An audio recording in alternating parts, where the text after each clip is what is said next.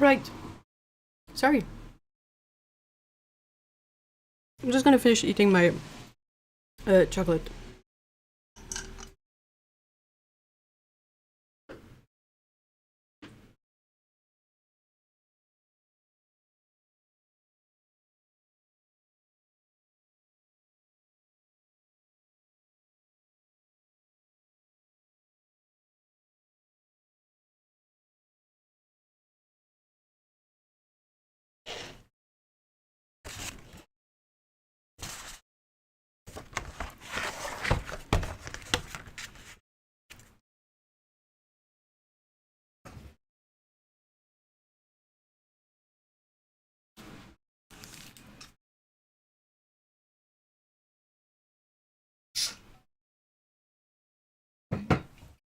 Right, sorry about that. Hi Sissy, hi AJ, hello. Chocolate, yeah, chocolate.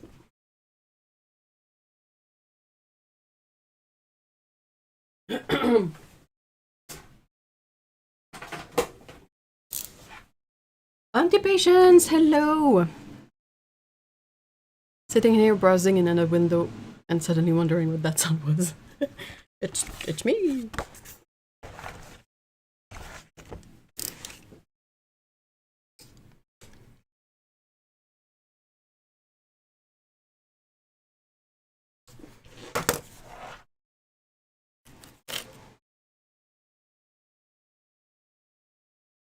Curious, hello. Hello, hello. Hi everyone. Just finished my chocolate ice cream. Ooh, that's good too. I miss it. You know what's kind of a bummer in the summer is going to the you know, the ice cream parlor place, and like they have a couple of vegan options, which is much appreciated, but it's mostly sorbet. So you have all these like fruity flavors that are good, okay, they're good. But sometimes it would be great to have a really decadent vegan flavor. But there's never any.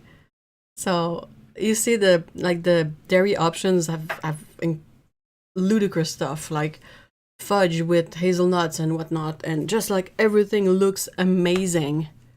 And then you have, you know, strawberry. Good, just not the same vibe.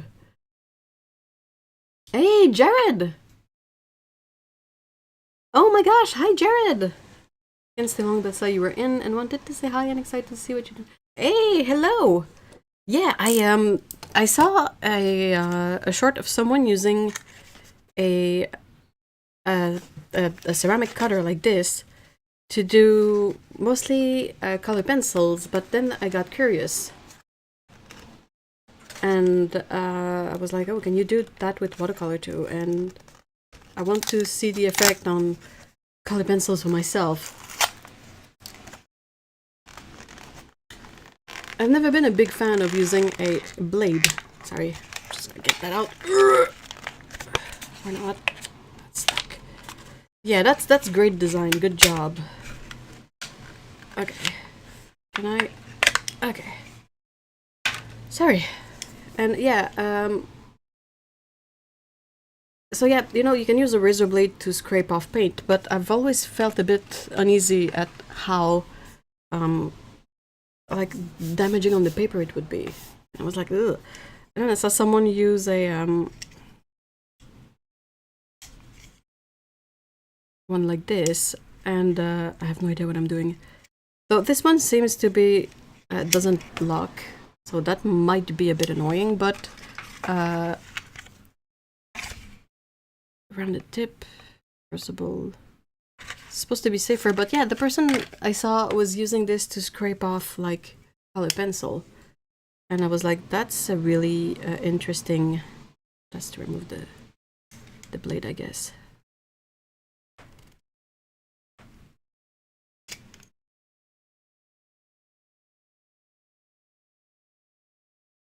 That's how I can change the blade up.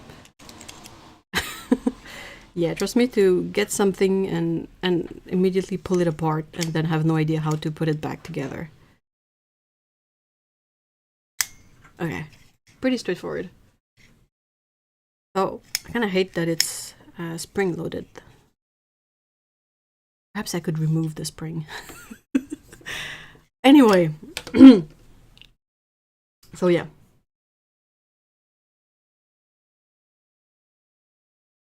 I'm thinking of getting some ice cream to wake me up. I'm laying in bed with the sleepies. I'm not sure the ice cream would necessarily wake you up, though. You might need a coffee, more like. Hi, Dave. Hello. Strawberries. I've painted strawberries. Ooh, strawberries. Okay, so I wanted to do a first test on multimedia paper with color pencils, and I grabbed the 3 brands I have. So I have the Woomer ones, I have the Artix ones, and I have Prismacolor, both vintage and newer Premiere. Yeah, I have a lot of old ones like Barrel Prismacolor that were made in Canada. Probably as old as I am. But yeah, so okay, what I saw in the reel, if I remember correctly. So the person was describing this method. They had a very realistic rendering style, and they would use a ceramic blade like this to scrape off like highlights or whiskers or stuff like that. And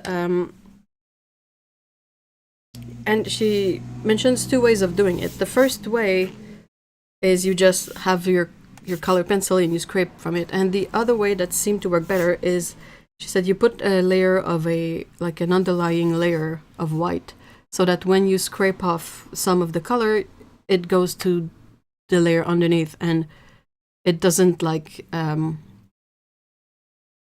color the paper too much. I'm having a hard time explaining because it's not like I know what I'm doing really, but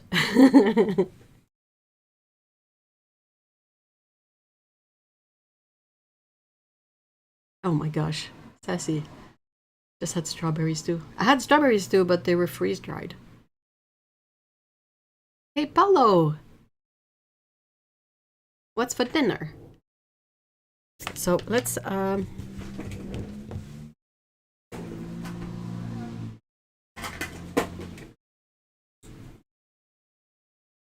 just gonna, it's gonna be very. So first one I have here, that's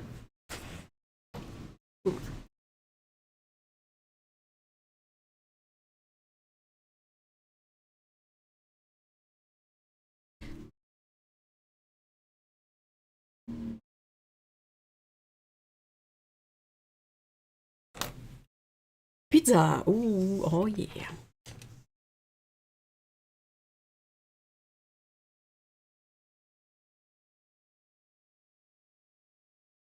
Nothing can beat our neighbors. Yeah, they set the bar really high, unfortunately. I'm putting a layer of white, so I have no idea what I'm doing because I can't see it.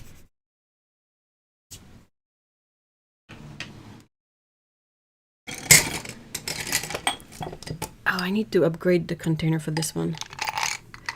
This container is kind of terrible. Like, you look at it and it falls over. Let's grab 2 colors randomly.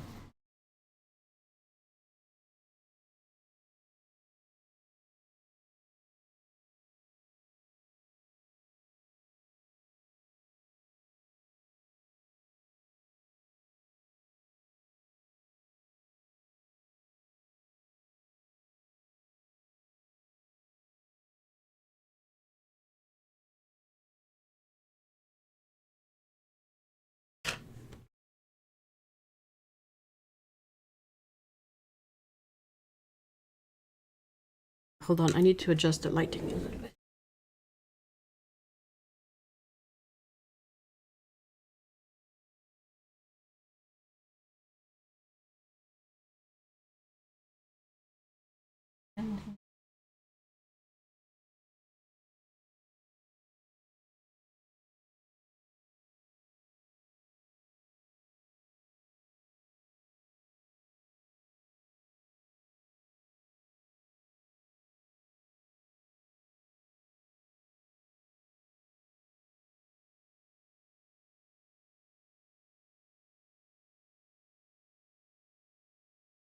course, one of my terrible neighbors chose this time to mow the lawn. Okay, not the worst neighbors. Having AJ in the chat kind of puts everything into perspective, but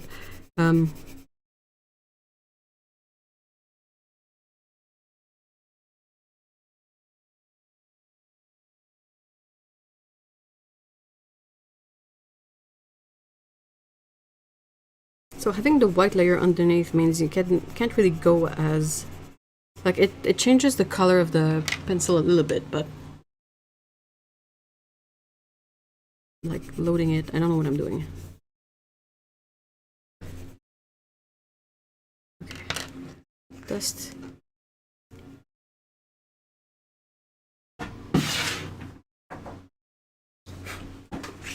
Alright. Okay, so...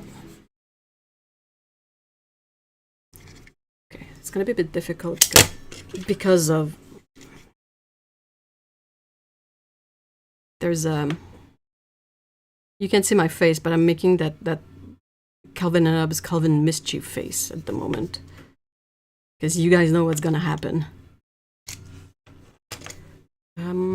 Tools. Hold on.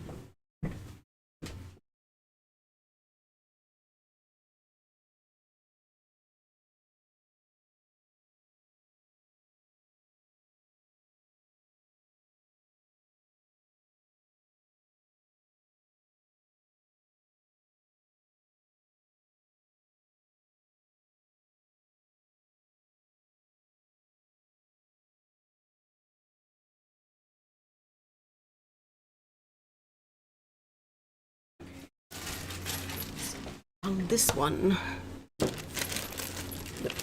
bits that go in it.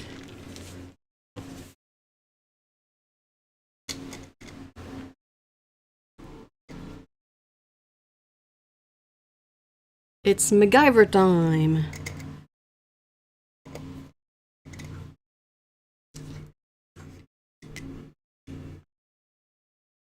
Is it gonna explode in my face? Probably. How am I supposed to? Oh, okay, cool. Take the blade out.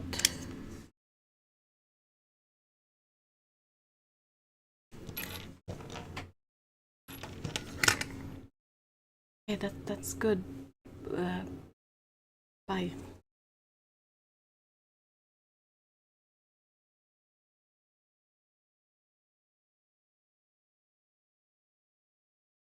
The white base is, well, I mean, protect maybe, but it's, in a way, it's supposed to help bring back to the white of the paper. Like, it's supposed to make for a whiter mark when you remove some of the layer that's on top.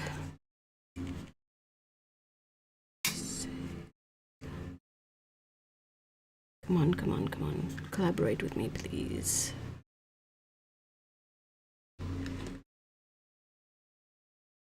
I see the spring that's giving me grief.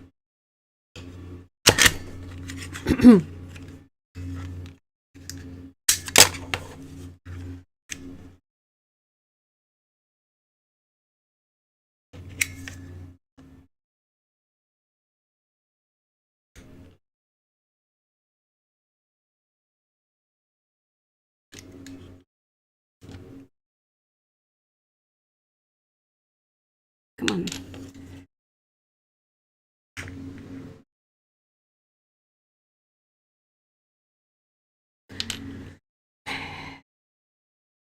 Sorry, I had not planned on tinkering with it so much, but I really thought it was not gonna be a spring-loaded one.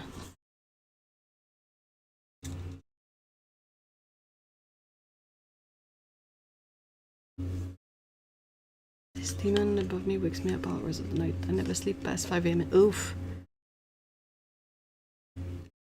Is there anything you can do about that?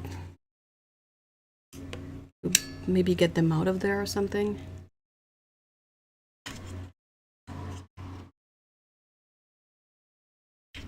Jesus.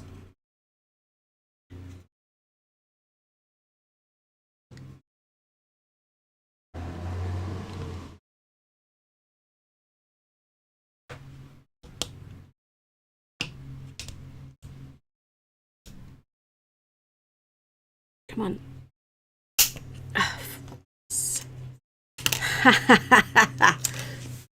It won't win. Pretty sure she used to live in Louisiana upstairs from me.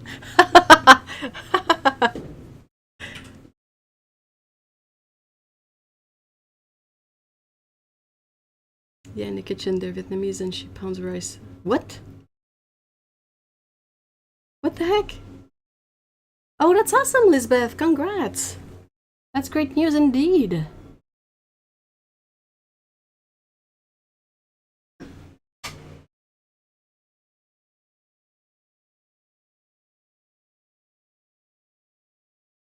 For some reason, YouTube thought it necessary to censor the word cat. Okay,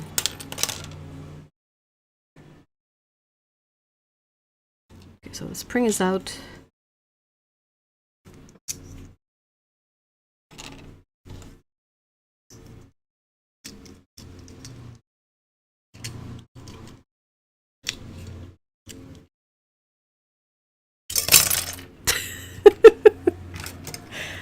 Apologies. Come on now.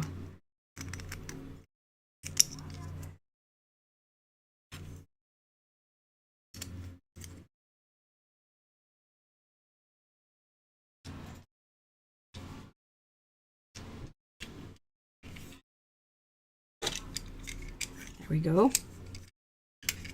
Nice and loose.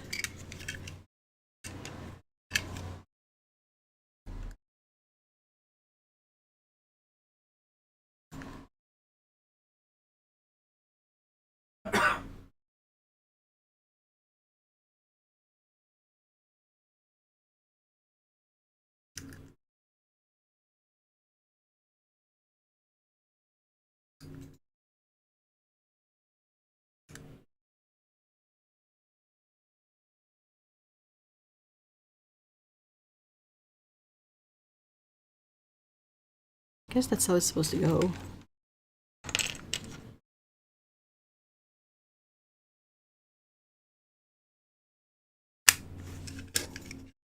There we go. Sorry about this screw. Sorry about all the tinkering, but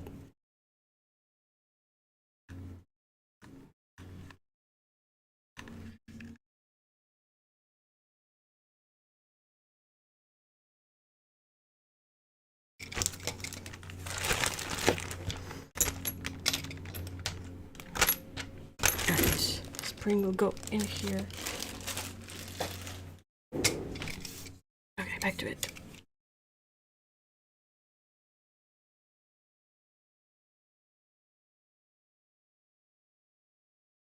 Oh no, the floof thinks my paint water is the most delicious thing ever. Oh no. Is it green plastic? This is tense. It's written retractable in big freaking letters on it and I didn't notice. Good job, me. Though you would think that retractable doesn't mean that it's necessarily spring-loaded, would it? Like a regular box cutter is technically retractable.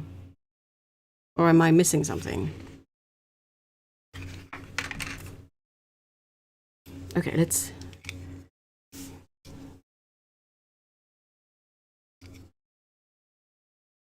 Ooh!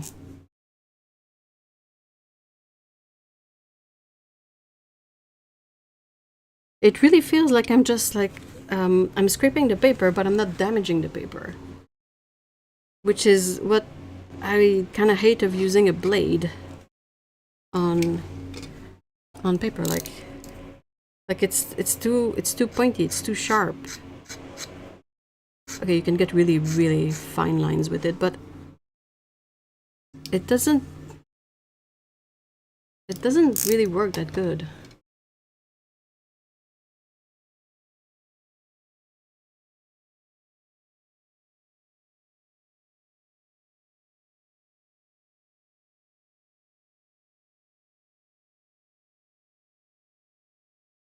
DIY intensifies.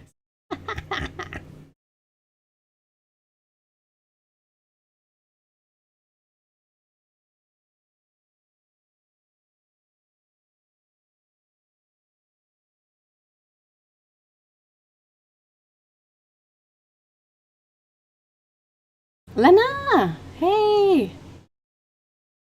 Okay. Okay. Oop. Can I get a really fine... Oh yeah, you can get a super fine one with the... It makes a bit of like I get... Can you see? Like it makes for some bits of color, so I would worry like to leave them on where they would smudge, but let's try on the one that I put white underneath. Ooh!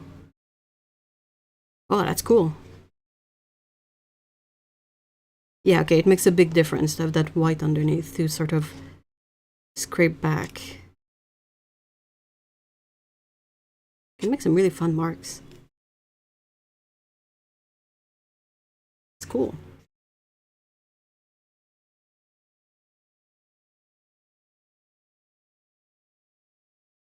Hey, Pumpkin! Hey, Louis! Hi, guys!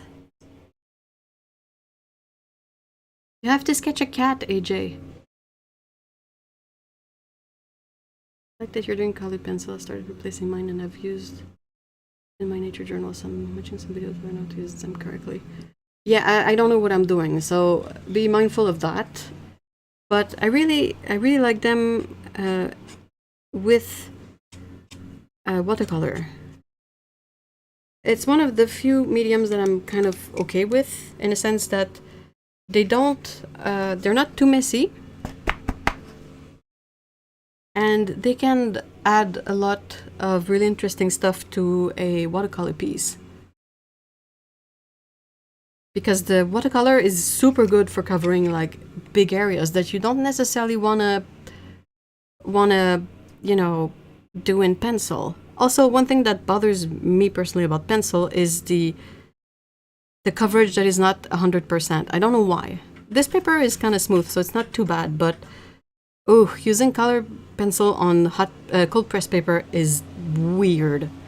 But, you know, I still like them. I've always liked them as a kid, and no matter how much I try to, you know, not go towards them, I always come back to them. Oh, I don't have the, shoot. I need to get my white from Artex. Give me a sec.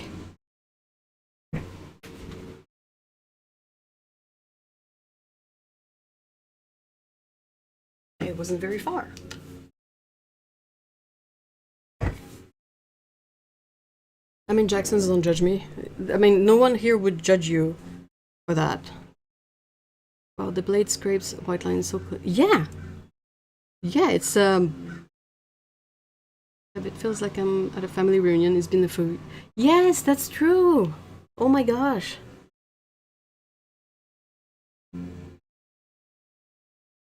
Hey, well, it's nice to see you, Pumpkin. I'm bothered by that too. I'm not a fan of stinky stuff, but saw someone using solvents. Yeah, you can also use, I think there's... You can use solvents, but there are some options that are not too smelly either. Okay, so I'm gonna try with the Artex ones. I'm gonna do the white base layer here that I can't see. Apologies, this is gonna be a bit shaky. It's perhaps the issue with color pencil is that it is kind of making the table move a lot. Okay, so yeah, I can. Yeah, there's a cover, and then I had sort of a reddish one. I'm just gonna grab whatever. I'm not gonna bother, you know, testing them out first. It's just to get a sort of a ballpark.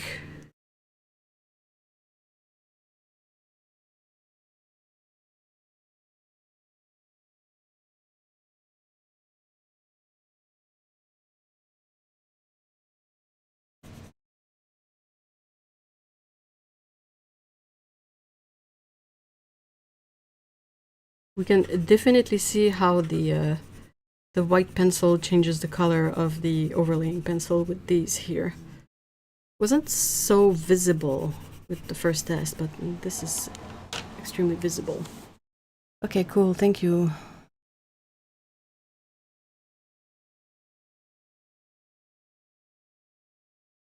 Oh, your paintings were lovely, Louis.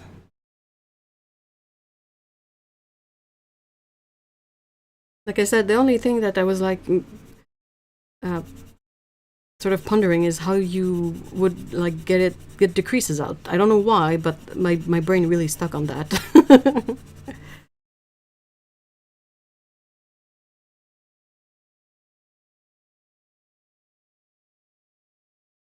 Shake, shake, shake. Yeah, sorry. I recently found on the color pencil rabbit hole, and it's funny that it's coincidentally the same time pencil starts coming up for other people. I hadn't touched mine in like 20 or more years. Not too bad. Oh, cool. Did you see what I meant when I said watered down acrylic and the translucent? Yeah, absolutely.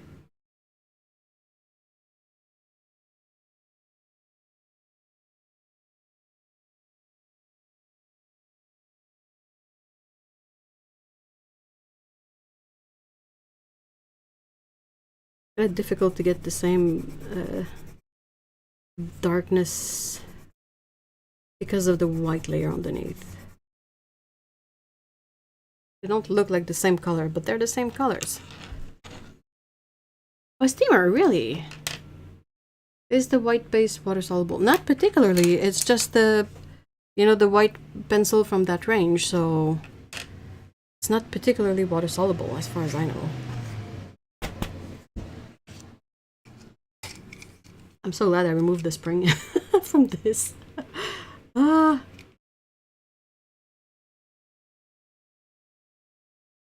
let's try the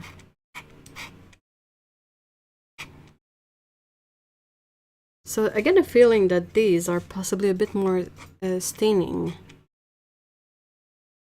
You know, like you can get, I mean, that's a technique too. If you don't want to have a highlight that is too light, you could definitely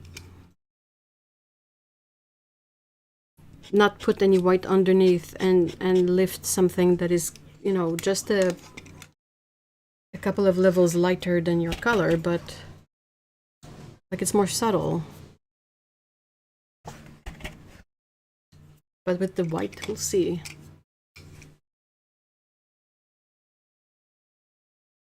Oh, hello there from the same colored pencil rabbit hole.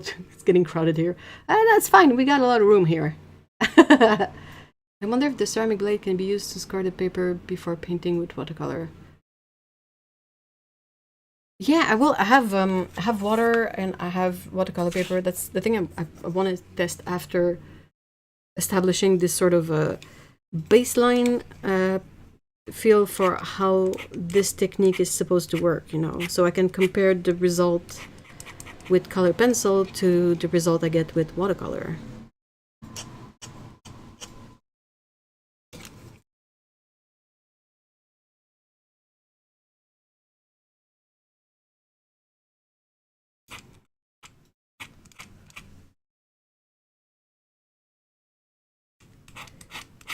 Again, with the white underneath, it really like picks it up and brings it to a much lighter color. Hi Kate, hello! Wanting to get a set of neons, so I've been reading reviews and such, especially Sarah. Color Cube Lady.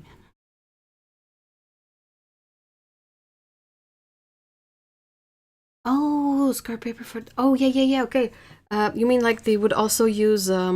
I've seen a razor blade recommended a lot. Perhaps because I was looking at perhaps older books with like Zoltan Szabo.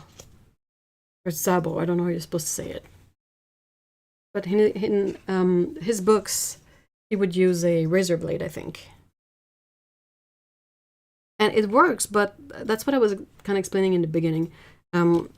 Like you can pick up stuff with a blade, and it's remarkably fine in terms of details. But I always worried about messing up the paper because there's a, you know, it's really pointy and sharp. Oh my gosh, what's up with the ads? Okay, let's try the Prismacolor.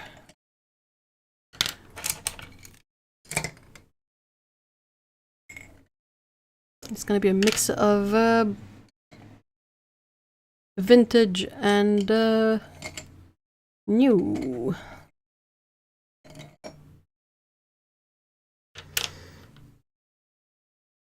Razor blade feels like it can... Yeah, I would worry about having the wrong angle, and then with the razor blade, I like just slice the paper open, you know?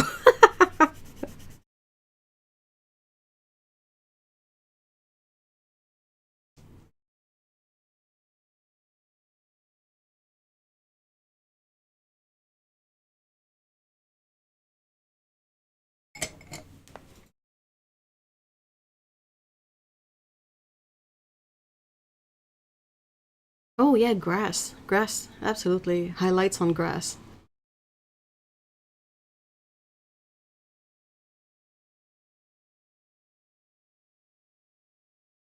That chest on the bottom left makes me think of cute folk art birds.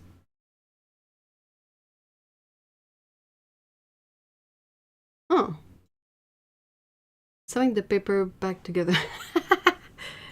Yeah, we're getting very mixed media.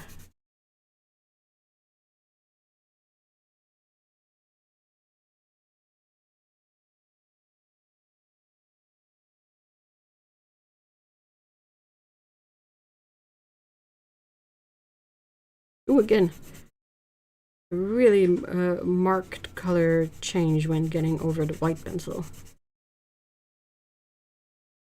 This one needs to be sharpened. Crud. These are really soft. Stupidly soft.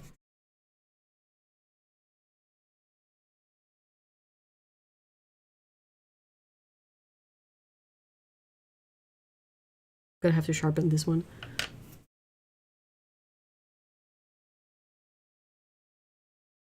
I suffer from I must try all of the art supply things syndrome, which is probably why my art supply palette. Yeah. I kind of feel like it's often for a lot of people it's part of being an artist too. Like you don't necessarily know what you want to use to create or to express yourself, so everything is appealing because it's all different, you know. And since there's not really any kind of a way to learn about this stuff nowadays other than to try it, basically. You don't really have like mentors or masters of stuff, and if so, they're not necessarily accessible.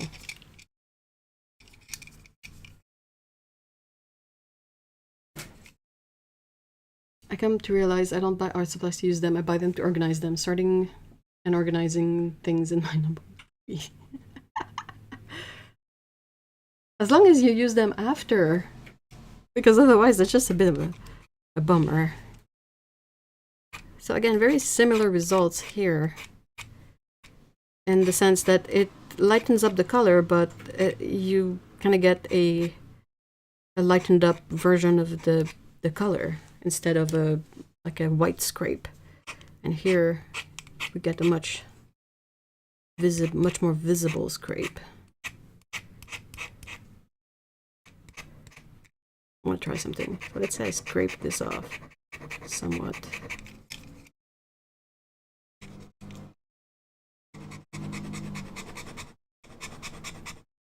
I want to see what happens if I color back on it with the same color.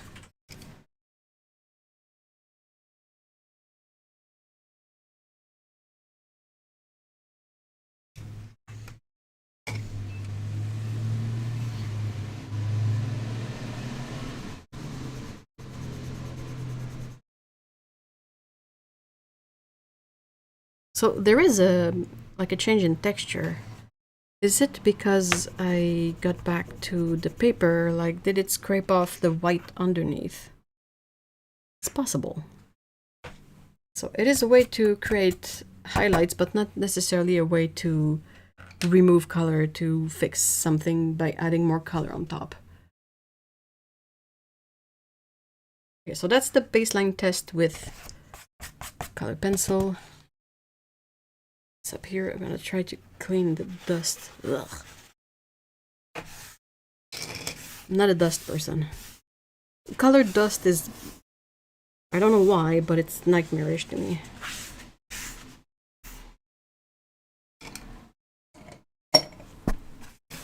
Oops, sorry, I hit the microphone up. Okay, Okay, cool. I have papers, but I forgot to bring paint. Good job, me. I'm gonna grab a brush. 2 brushes. Cheapo. There we go. Cheapo brushes acquired.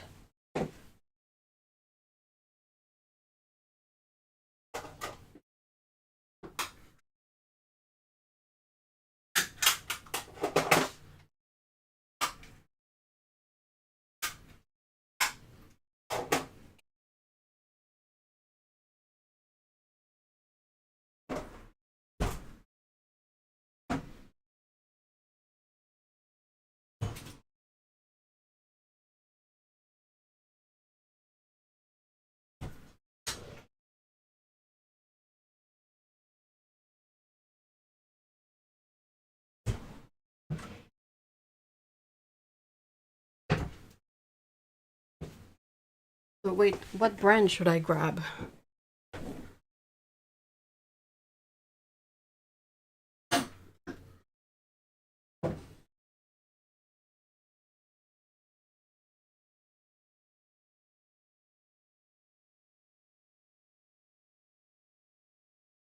Okay, Michael Harding paint is still expensive. I think it's always expensive, isn't it? Nobody has CD or DVD collections for me to organize anymore, like when I was in my 20s.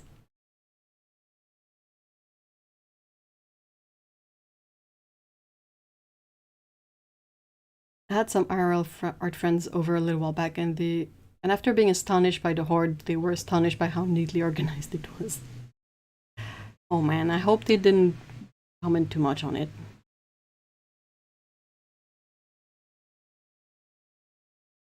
Hey Steve, hello! Just now stopping for a bite of lunch and a cuppa, and I thought I would hang out with you for a bit. Awesome! I enjoy buying art supplies and gifting them to local rural. Encourage. This is such a really lovely thing that you're doing for them. And it's kind of incredible how good the affordable art supplies are nowadays compared to what we had access to back then. I mean, younger me would have been like completely flabbergasted by most of the student paints today.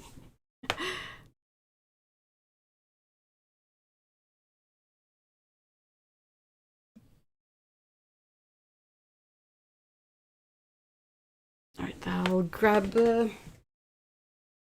what I should grab.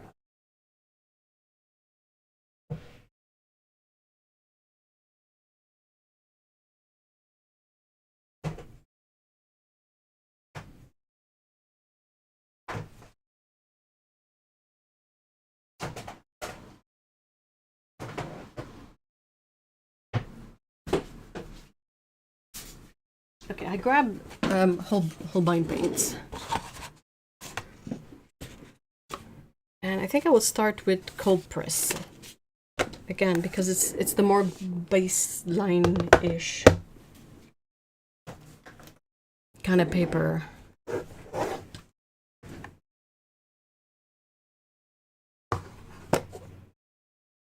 love that the shelves need tchotchkes. Knickknacks.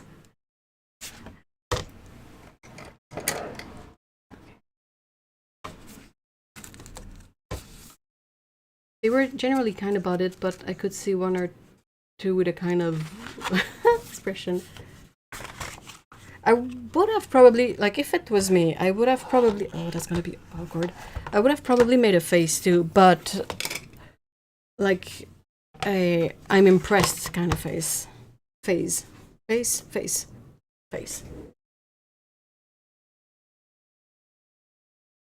Yeah. I'm trying to set it up. Oh, that's better. Okay. This here, I need the rag.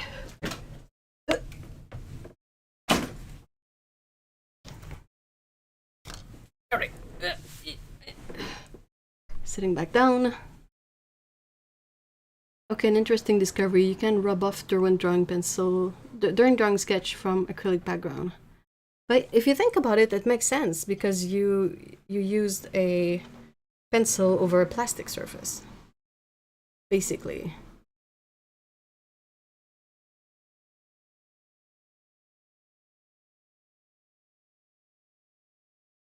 Okay, so I think we should start with perhaps a dark, kind of stainy color, and then perhaps a dark, less stainy color.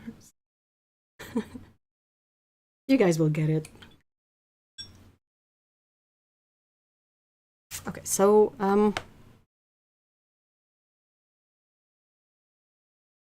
what I have here is Holbein Indigo. I'm gonna use a bit of palette mud just to. That's like about a mid-level kind of patch of color, and it's still wet. So what happens if I scrape this? It makes a darker line.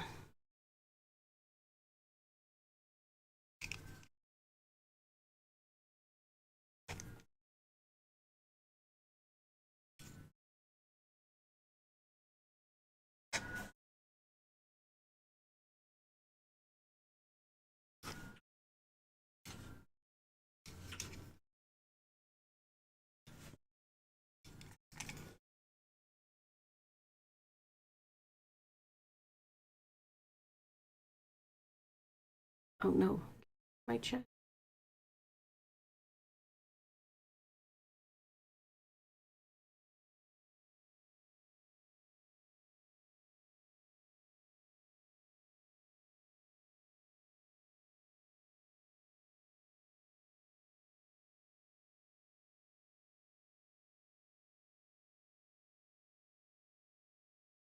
I'm so sad that art classes are some of the classes that are being taken out of school the most, perhaps.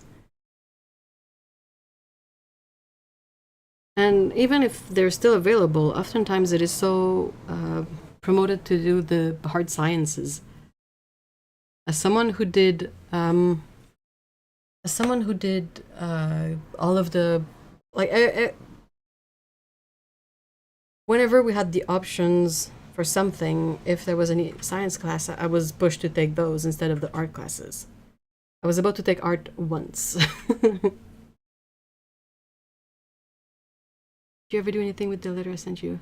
Yes, absolutely. Um, I did a cover for a notebook. I did a cover for a palette. I want to do another cover for a palette, but I'm learning really slowly how to handle it. I don't have a lot of tools for it, so I have to be super crafty. But it is like the perfect material for, like, it is undyed, so it doesn't stain anything. It is super sturdy but soft, and I have a couple of ideas of stuff that I want to do with it. But I'm also trying to figure out how to do it because I've never really worked with leather before. But yeah, I want to make a couple of sleeves for, let's say, the wooden pallets that I got, or pallets that I would like to be able to travel with safely without damaging them all that much, you know. But it's been fascinating to figure out how to work it out without having all the tools for it, you know.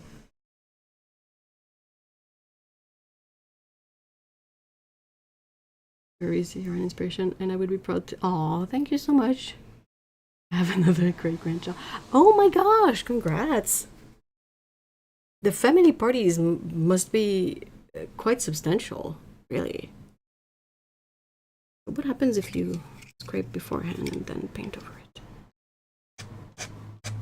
The thing is you can't really see what you're doing, right?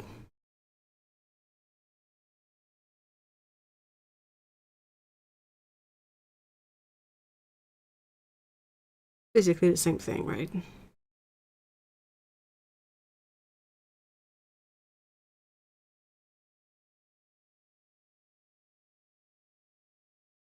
I think if one would want to lift to white, you'd have to wait for the paint to be dry, right?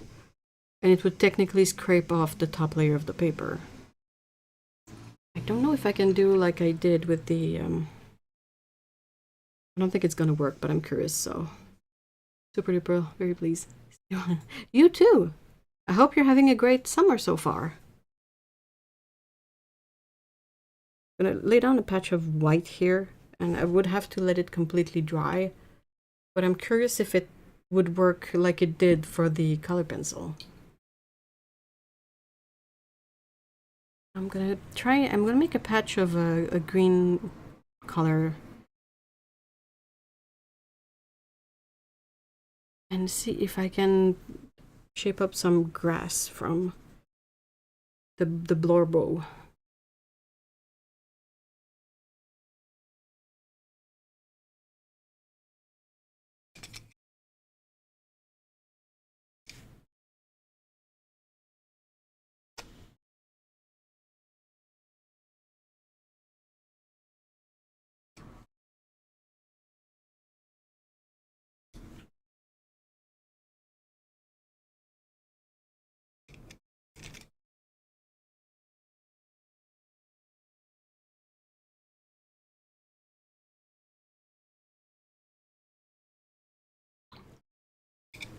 I put a bit of white next to my green blorb. See what happens with that.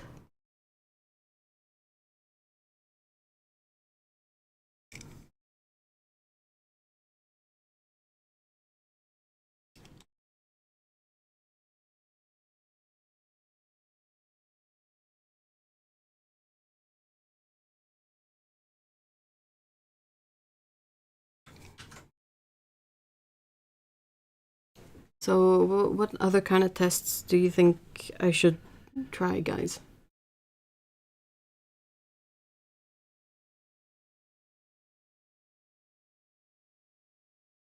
Gonna have to wait for this stuff to dry a little bit more so I can scrape more of it off, but... Oh, shoot! Okay, if I disappear, it's because the power cuts out. We just had a really big thunder boom, a thunder boom, thunderclap. It wasn't very clappy. It was more boomy than clappy.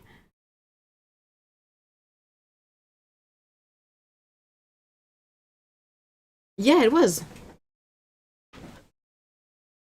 That grass texture trick is so cool.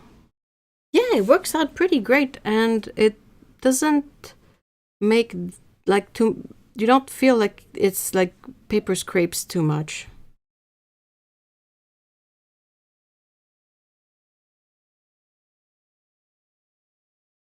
I love a good storm, but yeah, you never know if the power is gonna last or hold rather. Whoa! Also, moth, bug, whatever. I want to put more boomy than clappy on the t-shirt. I mean, yeah, let's do something. I'm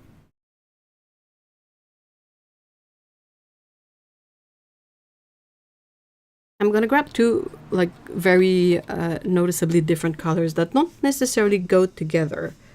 And I'm aware it's just for the visibility of the test. So I have a really warm orangish red, and I'm gonna put like something like a reddish blue next to it. And I'm gonna scrape from one to the other to see what happens.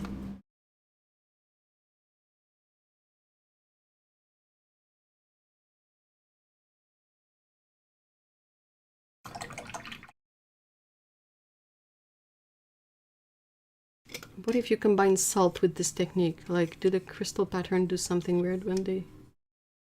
I mean, I don't know.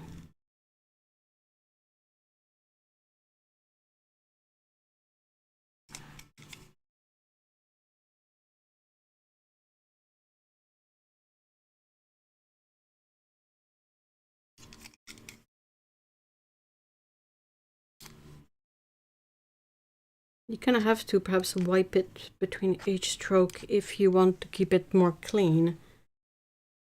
Because it would deposit like a bit of the blue when I would land.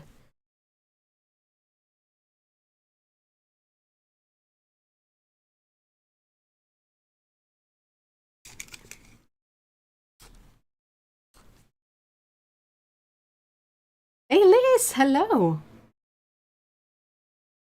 The tornadoes have been tornadoing really hard. Yeah, seriously. And more of them in places where they're not usually found, you know. So can we, like, we can make sort of grass-like shapes, but I wonder if we can use the side of it to make more like leafy marks.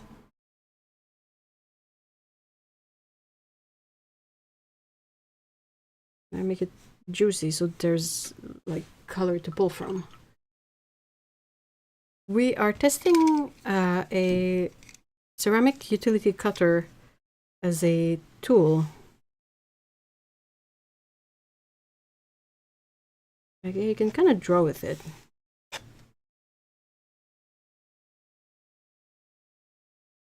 Bit like you would a fountain pen.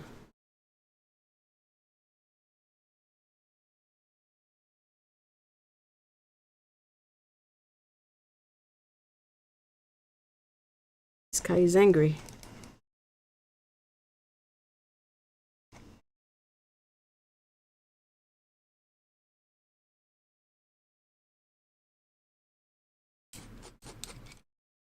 I'm sorry, it's hard to show what I'm doing because of the camera and the way I'm right-handed. Sorry. Well, let me try again so I can perhaps show a bit better what I'm doing.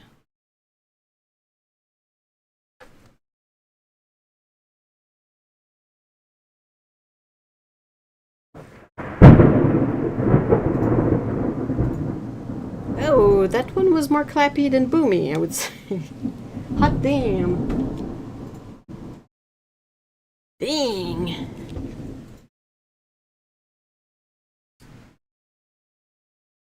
I have a good storm too, but it might be another kind of storm here tomorrow. Oh no. Anyways, wanted to paint cherries and ended up with an owl. I mean, why not? So, hopefully that's a bit more visible, but you can kind of draw with it. And pull, like, color. Woo! It's raining.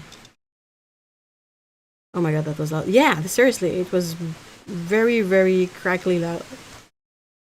Can you hear the rain? Woohoo! It's, hold on. Oh. Perhaps if I talk at the same time, you'll be able to sort of hear the rain in the back of me talking. But it's really, really, really, really intense. Ah, wow.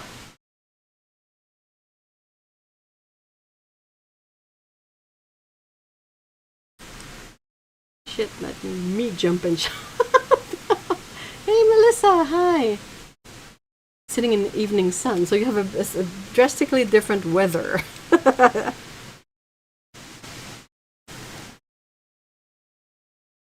my gosh, the ads are really something today.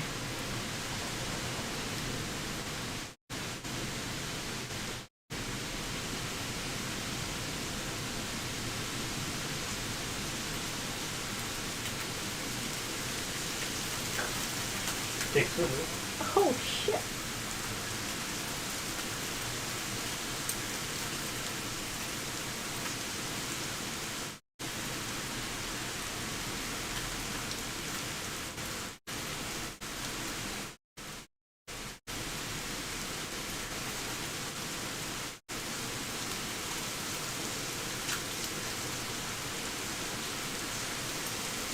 Yeah, you can hear it.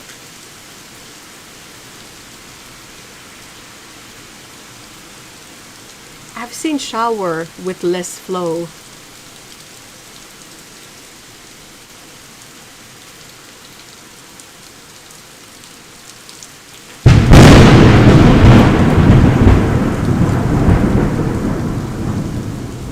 Holy shit! Oh no, the cat! Even that one terrified the cat. God damn!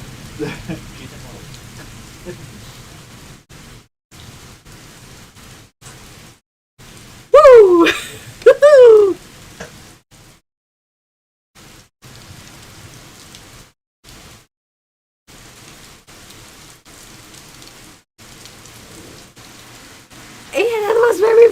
happy!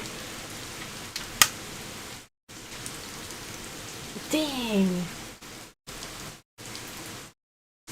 Yeah, it's raining like mad. Oh, the cat's okay. Did you pickle? I mean, Scout was fine until that last clap.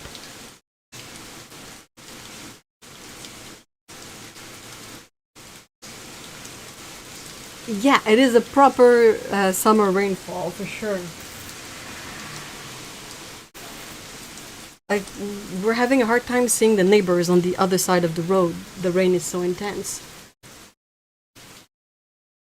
Otto has shifted her artistic endeavors more to fabric arts. She does a lot of quilts. She hasn't been painting so much, but yeah.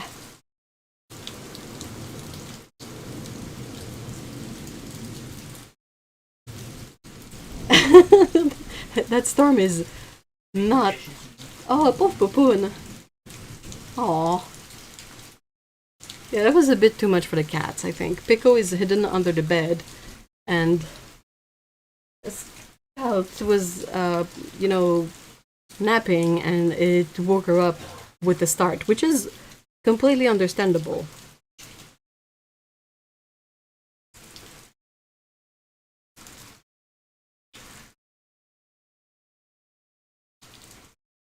So it is more now, it has calmed down a little bit. It is more of the juicy big droplets instead of the torrential downpour.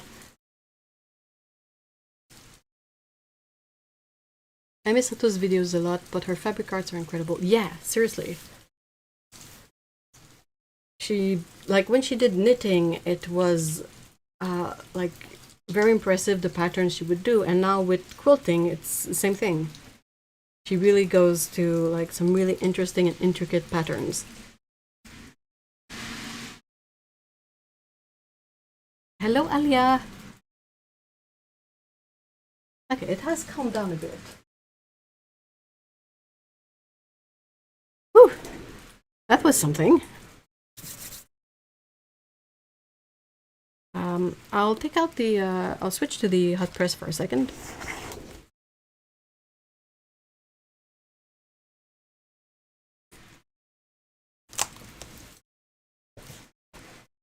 I love storms. I really, really enjoy a good storm. Oh, bit of a rumble.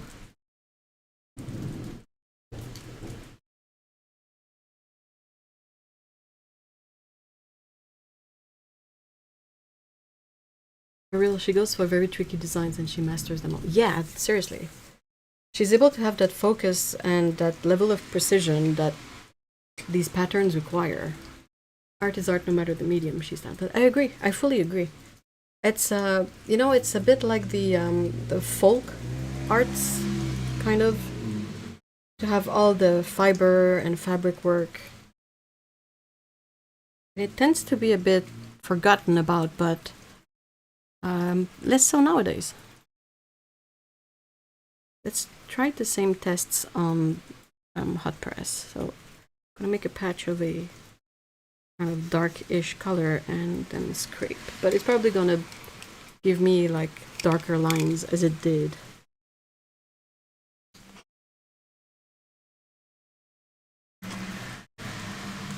Paper is smoother, so I feel like it's when it drags out some color, it drags it out more efficiently. My cat has developed storm anxiety. Oh no, poor baby.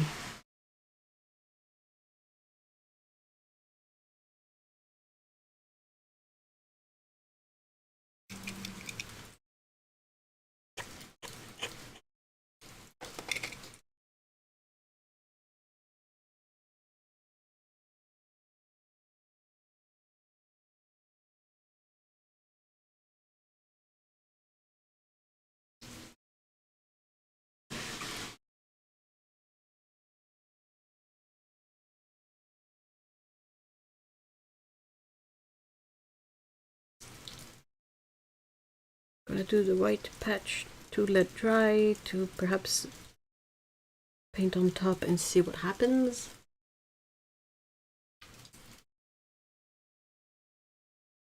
My floof is so used to booms now that it's... Oh, poor baby. Hold up, Otto is quilting now. Yeah, she's been quilting for a while. She, if I remember correctly, when she had to take a break, she first went to yarn, and she did a lot of crochet things. Then she did a lot of knitting things, and throughout there's a few cross-stitch projects that she did, and now she's been doing quilts for a bit now.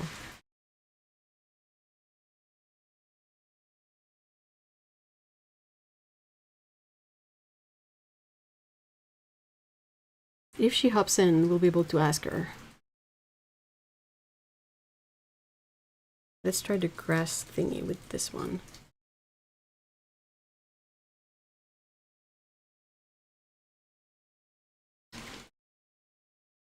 Dante is afraid of storms and loud noises too, but he knows that if they're real or not. Oh, really?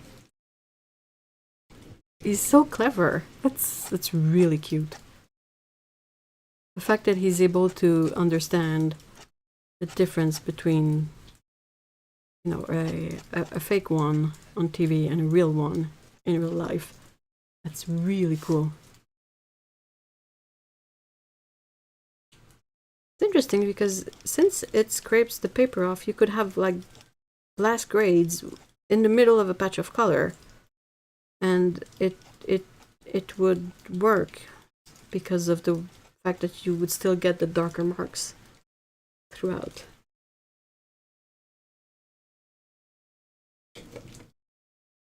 Oh wow, I didn't know she's what she got into after paint. That's really cool. Hello, Galgos. Hello.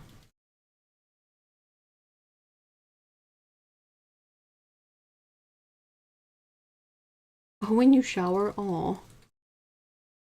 Poor doggo.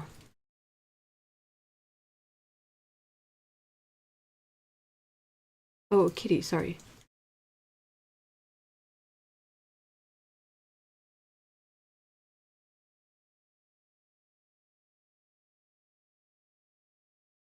Yeah, I had a moment where I was like, I don't think Curse has a dog, right? Hold on. My brain needs to catch up. Oh, a little boom. Or rather, a little rumble.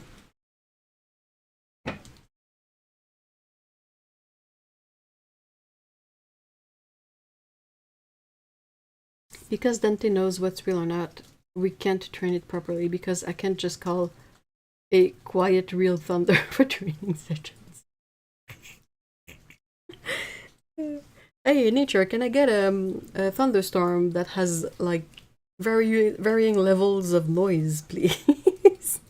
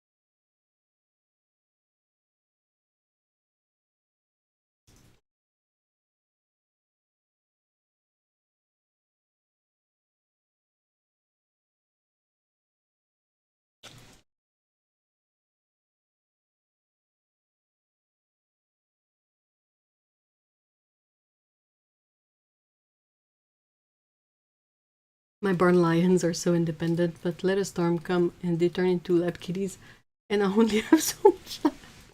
Oh, how many barn cats do you have?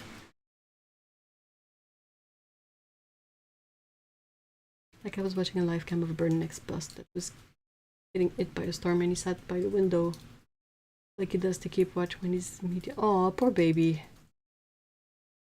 He hides in the pantry. Oh, taking shelter in his. That's also true. Yeah. My tot just sits there and wanders blankly with varying levels of cuteness. I mean, there's all kinds of cats, isn't there?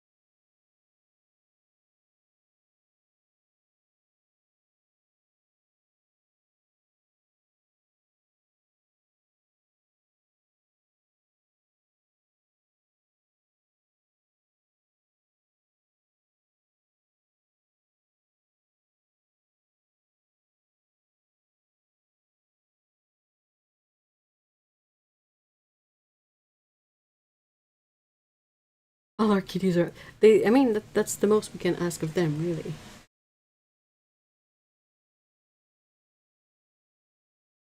They really do the best they can.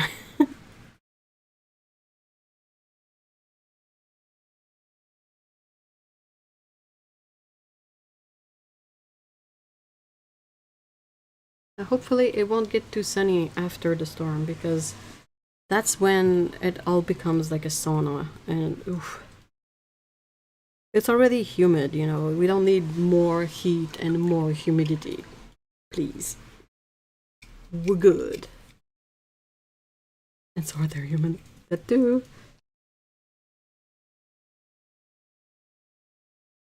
Interesting.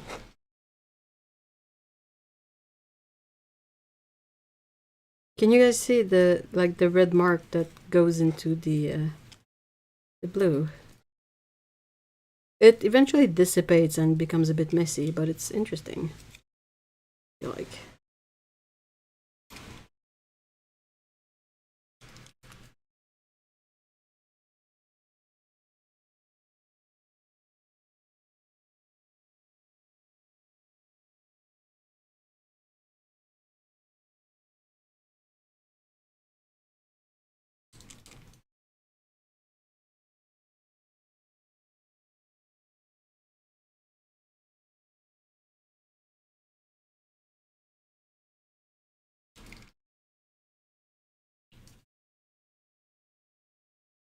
Kind of a really interesting effect. Show it better a little bit, but I'm not sure what I would use it for, but switch back to, well, this one dries here. Where's this one at?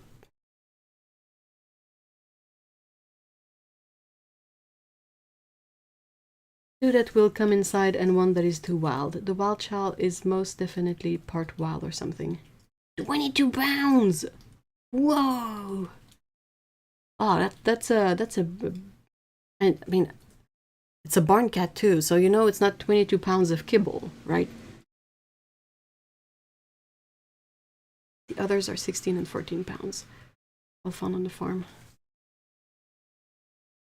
I can see why you call them barn lions now.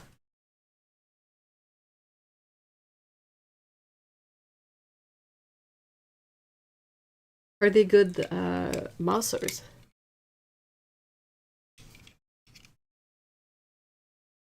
Can I kind of scrape? Can kind of, I don't know if you guys are able to see it. It's difficult to show, but it's not super impressive. Like, it's basically just scraping off the paper, really. So it is what it is, but sorry for the noise. I'll mute for a second while I'm scraping because it's not super agreeable as a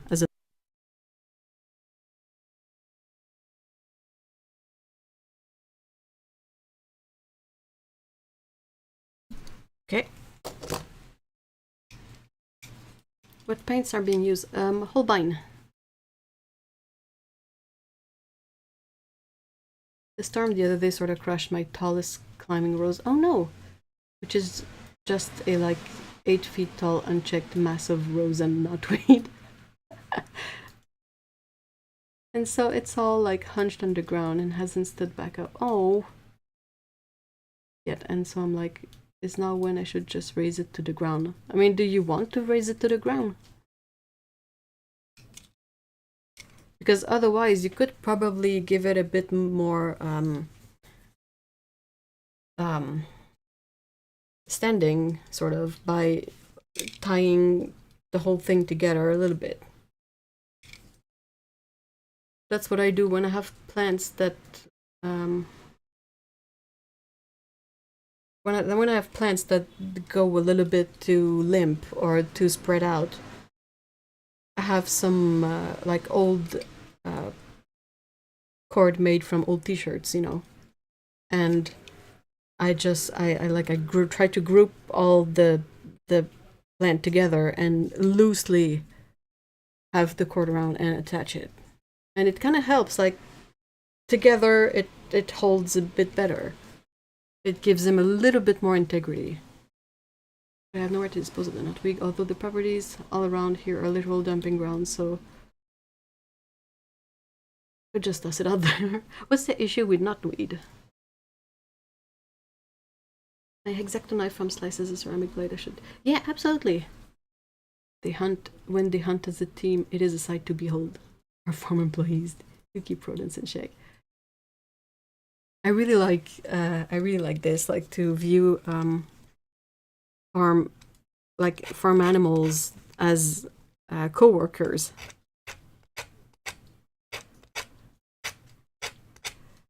And not just, you know, an animal. Because they work, they help.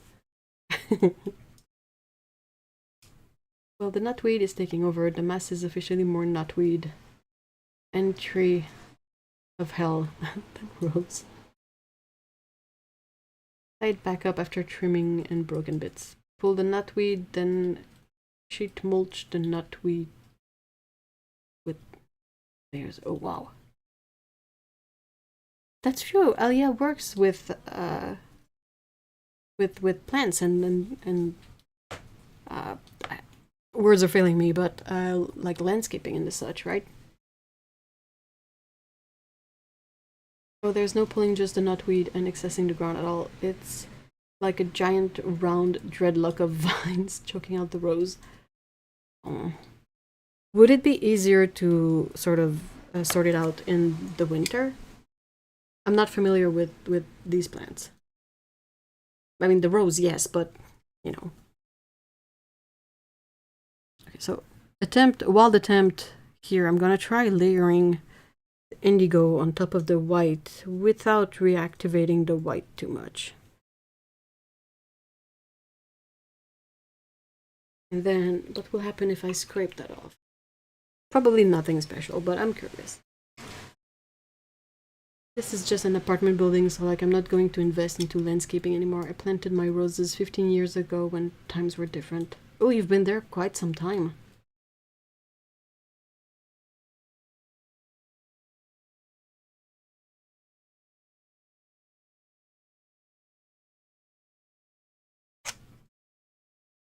Huh.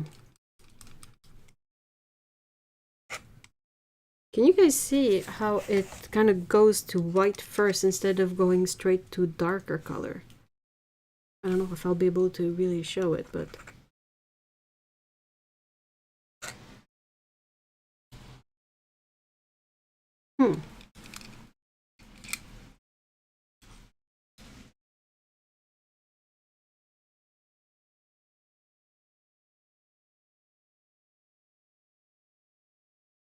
Now I'm at the computer, I can type.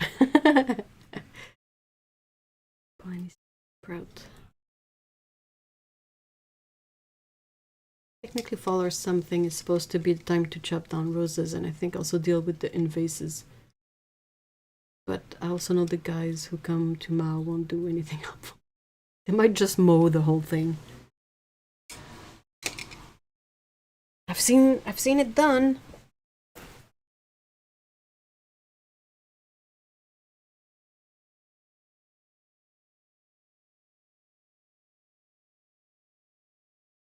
What would happen if you cut the knotweed off at the ground? The foliage would then die, making it easier to spot.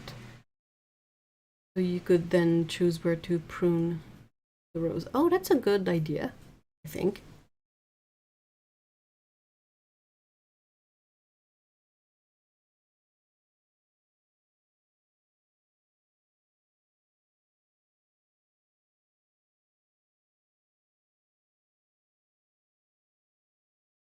Also had to water my ever-growing citrus tree collection.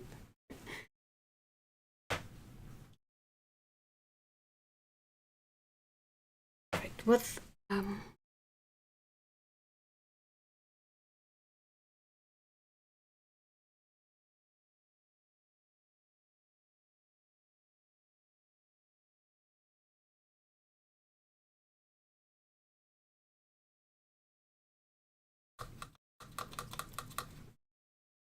gonna try something. I'm gonna grab some cerulean blue.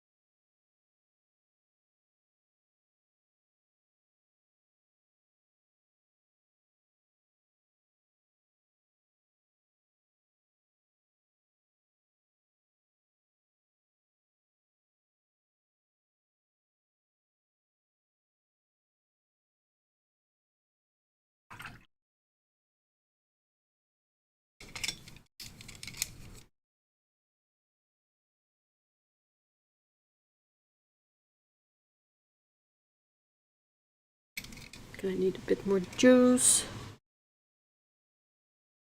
It's not pulling color out really.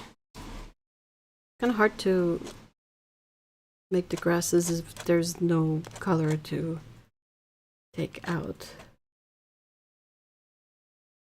Like it's not like a brush that I can load up with color and then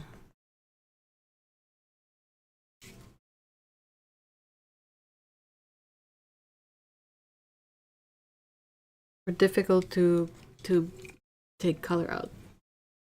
No.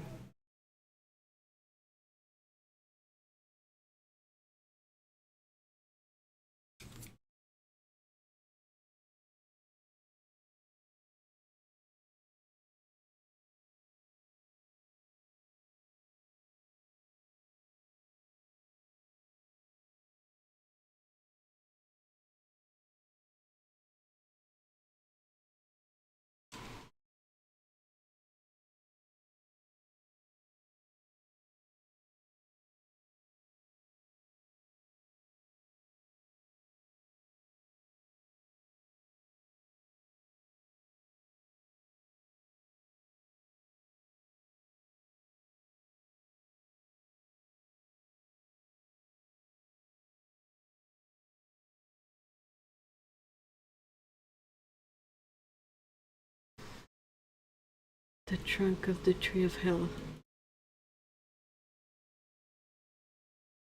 Oh boy. Why is it the tree of hell? I'm curious now.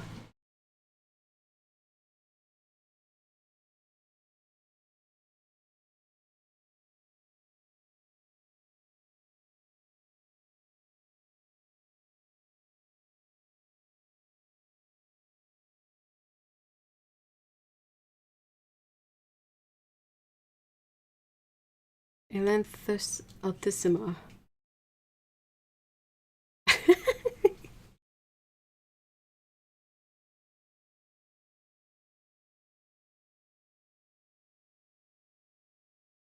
I have a smaller brush. I will, you know, be wise and use the smaller brush if I want to add a few little details for experimentation's sake. I try to add little flowers.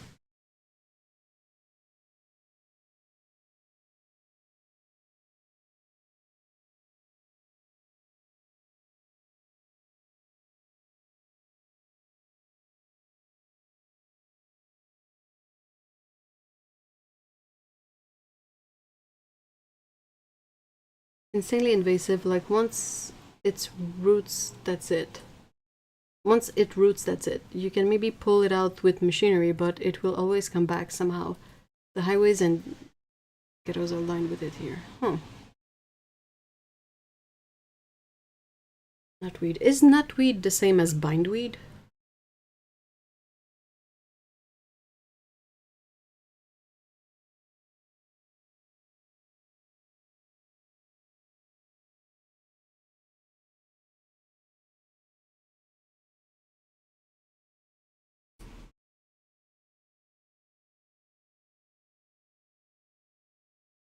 Oops, that was a bit more color than I intended to drop here.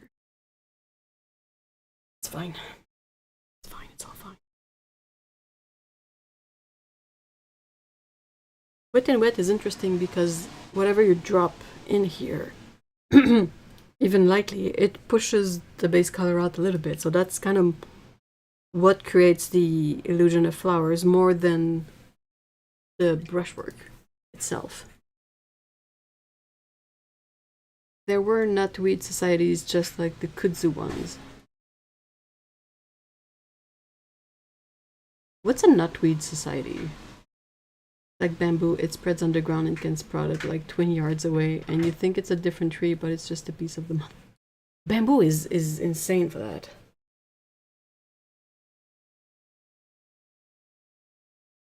Calorie pairs. And I'm learning about so many plants that I don't know. Or perhaps I know them, it's just that I've never put the name to them.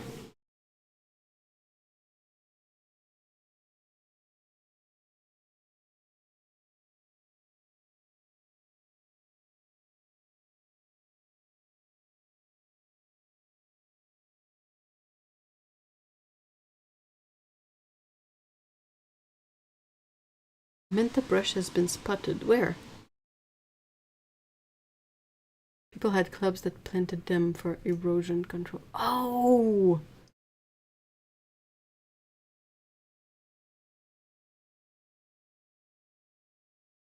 I don't think they know any better. Like, they see something that is resilient and grows easily, and they don't think that it might eventually be an issue. The tree of hell and knotweed are like the bamboo of Massachusetts. Probably New England or Northeast entirely. Oh, no, these are... I think they're Royal and Langnickel still, but they're cheap crafter brushes. Wait, wait.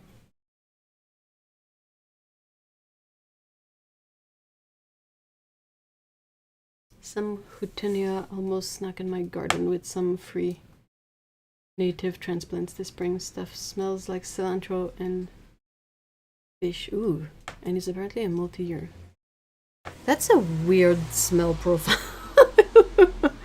Cilantro, okay, cool. Fish. Maybe not. Maybe not fish.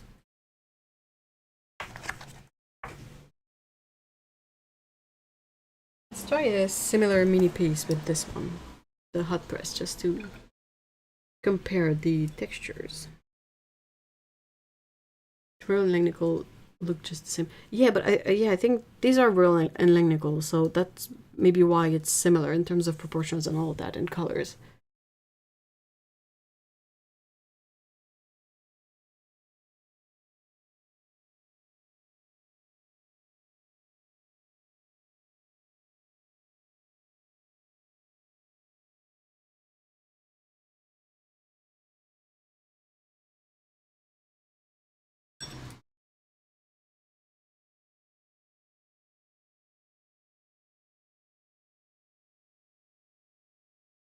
So yeah, granulating paints on hot press are wild. You can't really predict what's gonna happen. You can sort of predict what's gonna happen when it's on cold press, but hot press is a mess in a good way. It is super unpredictable.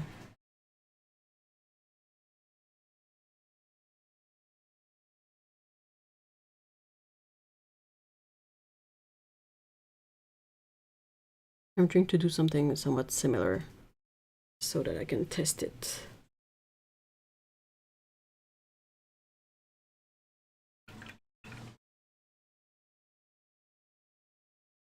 wasn't planning to go to the art store today, but haven't been in a few weeks and miss it. They close at 5, so I think I might go.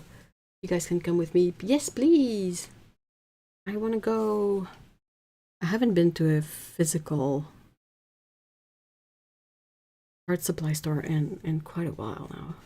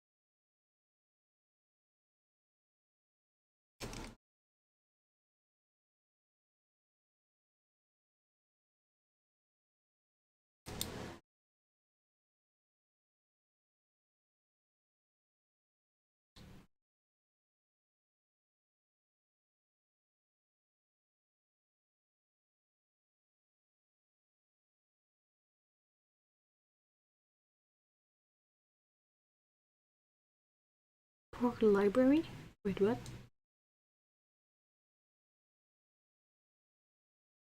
Cecil will. Oh, that's really cool.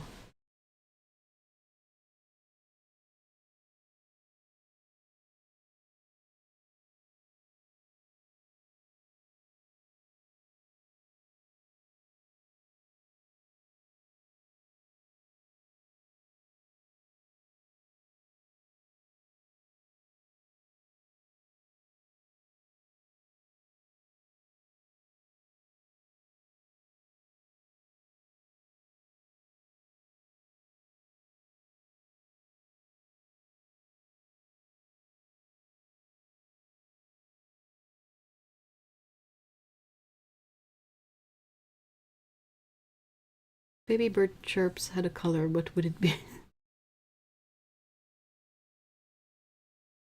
It's very tiny, but everyone is so cool, and sometimes I get there right. Oh, that's gotta be so like Christmas, right?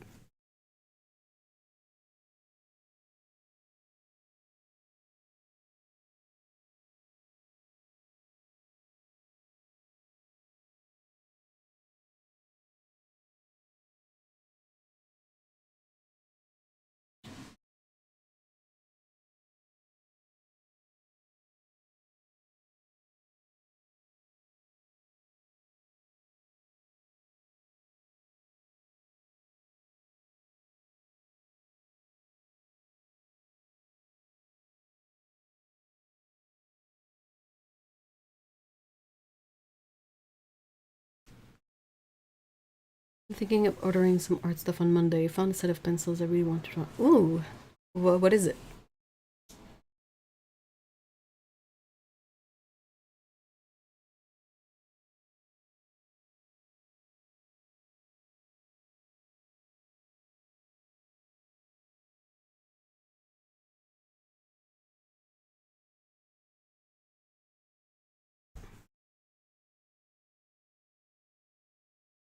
Different texture papers, similar result. So yeah, I guess I would say that the sort of where I stand now at the utility of this tool and painting, not really that great for scraping back to white. I feel I'm not convinced.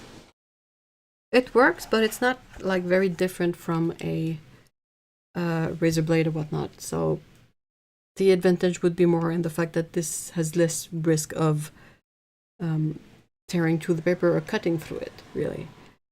But it's really fun to make marks and to add little details. You could probably add the same kind of detail with a really small brush, so I'm not entirely sure if there's a need, a justification for exactly this kind of tool. But definitely with colored pencil, it is perhaps a bit more interesting. So I wonder what it would be like if you combine both. Also, what happens if you use sort of a more like a burnisher under, or perhaps a blender under the pencil, and then color on top? Like, I'm not familiar enough to know if there's a medium that would sort of make a protective layer on the paper without affecting the colors so much. You know what I mean? It's not the fact that it's smoother because there's a layer underneath, it's the fact that it gets much lighter where I put the white. So I wonder if there's something to be done for that.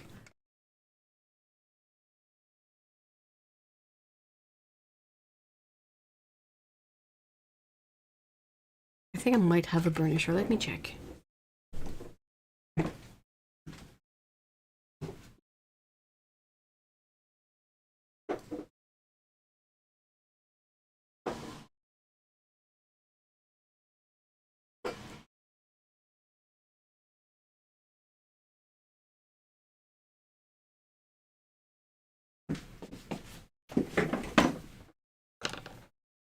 Let's do a couple more tests.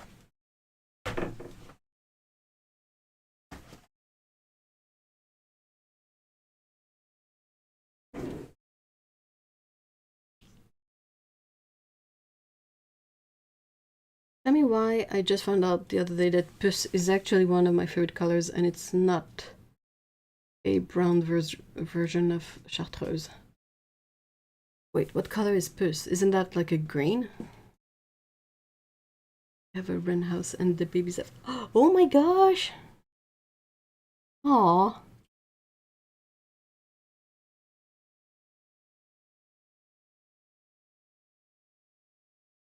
It's called Muse, and I'm still contemplating because price is way too low. Like 36 color set costs like 1 lim.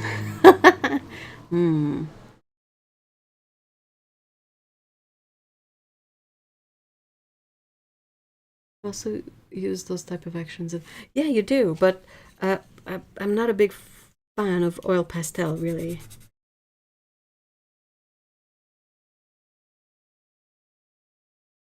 Okay, so burnisher, this is Artex. Let's grab a dark color. I want to see. Oh, okay, it makes a really like visible difference as well. Or I sort of really like put it on thick. Like, you know, I can't get to as dark as I want. Well, I mean, not with the Artex ones.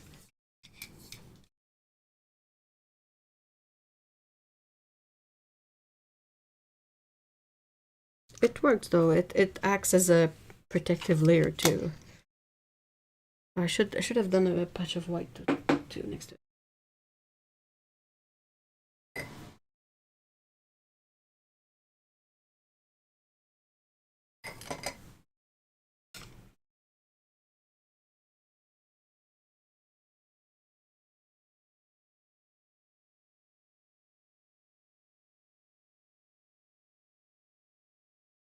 So I can test all three of them. So nothing, burnisher, and white. The white scrapes off to white, more white than with the burnisher. At least for this one. I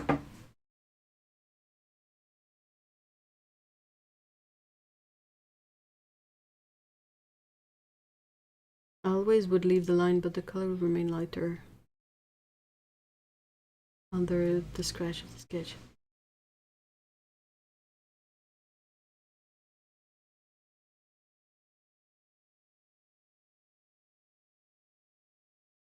Puss said like puke, which is apparently why there's a Mandela effect around taking a gross green color.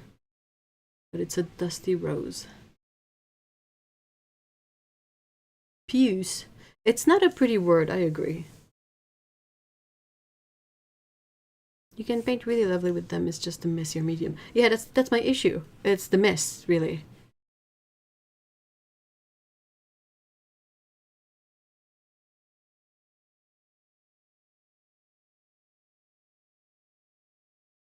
think you can do watercolor and color pencil on top and use the knife thingy to do lines. That's really possible. I'll try with the hot press here. What color would really highlight? Let's what if I put this sort of yellow ochre color?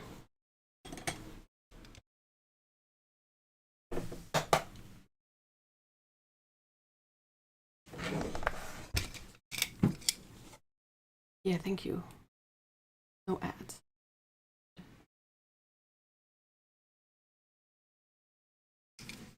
In old times, it used to be the tester for artists when they were gonna make oil paints. The what now?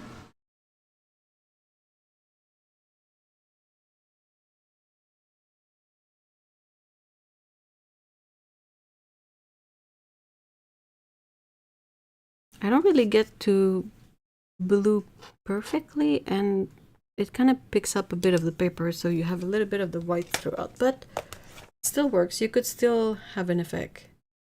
Though it laid on so thick that it looks like a, you know, a flat carving, kind of.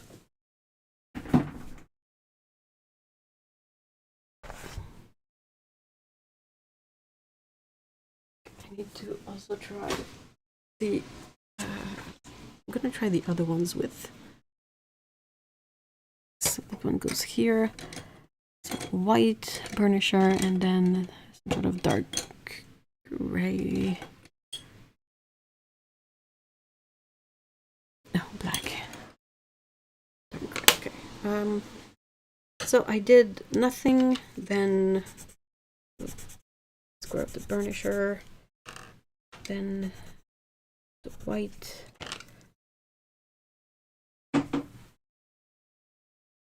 then just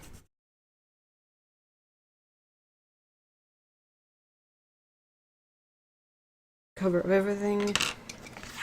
More freaking colorful dust.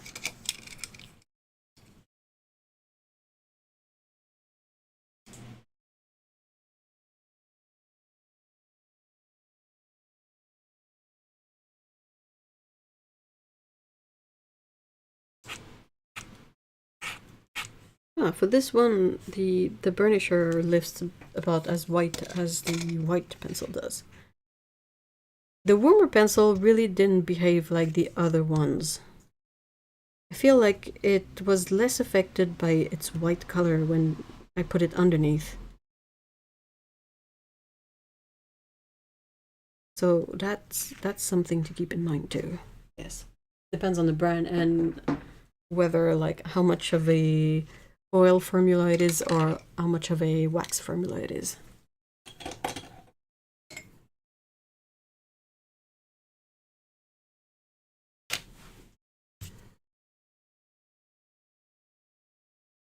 Prismacolor white, burnisher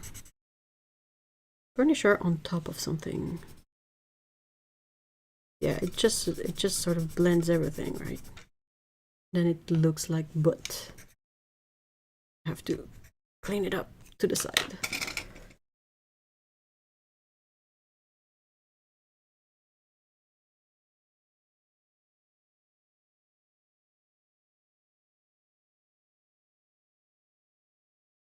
And vintage Prismacolor, they were good.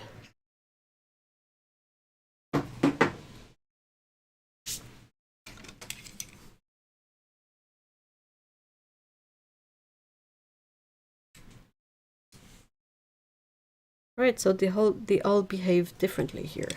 I don't know how helpful that was, but you know, it's interesting to know. Because the idea here is to have a layer underneath that is less visible. And yeah, I don't think any of these really worked out well. I mean, these extra tests. Because whether it's the burnisher or the white, it still really changes the color of the pencil that I put on top of it.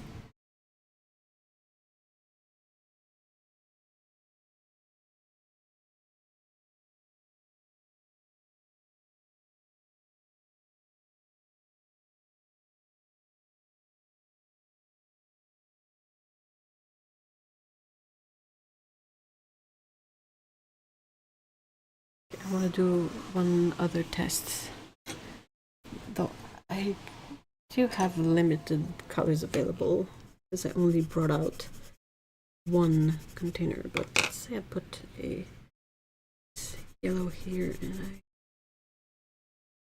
I mean, I'm pretty sure I know what's going to happen, but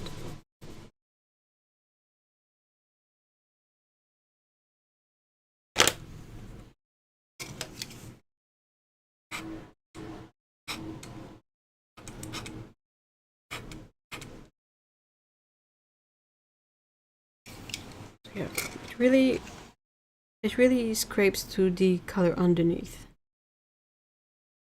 If you don't really have a color underneath, then it's going to be whatever the color you have, but a bit lighter. And here it's scraped the brown off to reveal a more yellow line underneath. You can see that there's a yellow mixed with my brown here, but it's still a, you know, a decent contrast.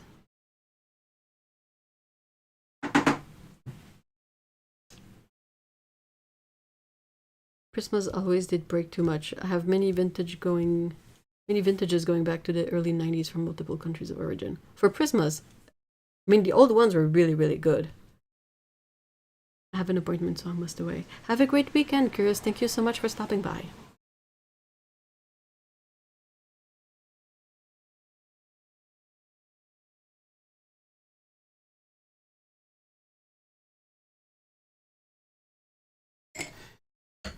What if I put a much lighter base color?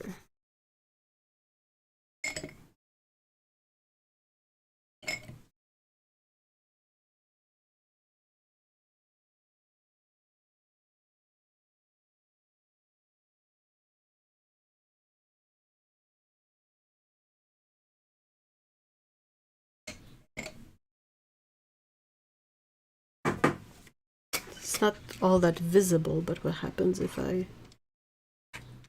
Yeah, it's too light to really make a difference. Ugh,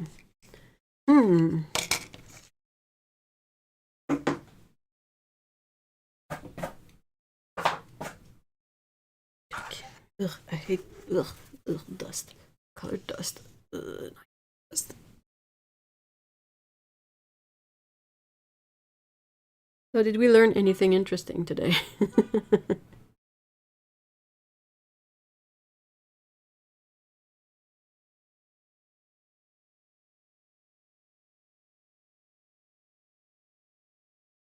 I really wonder if there's a way one could have sort of a base layer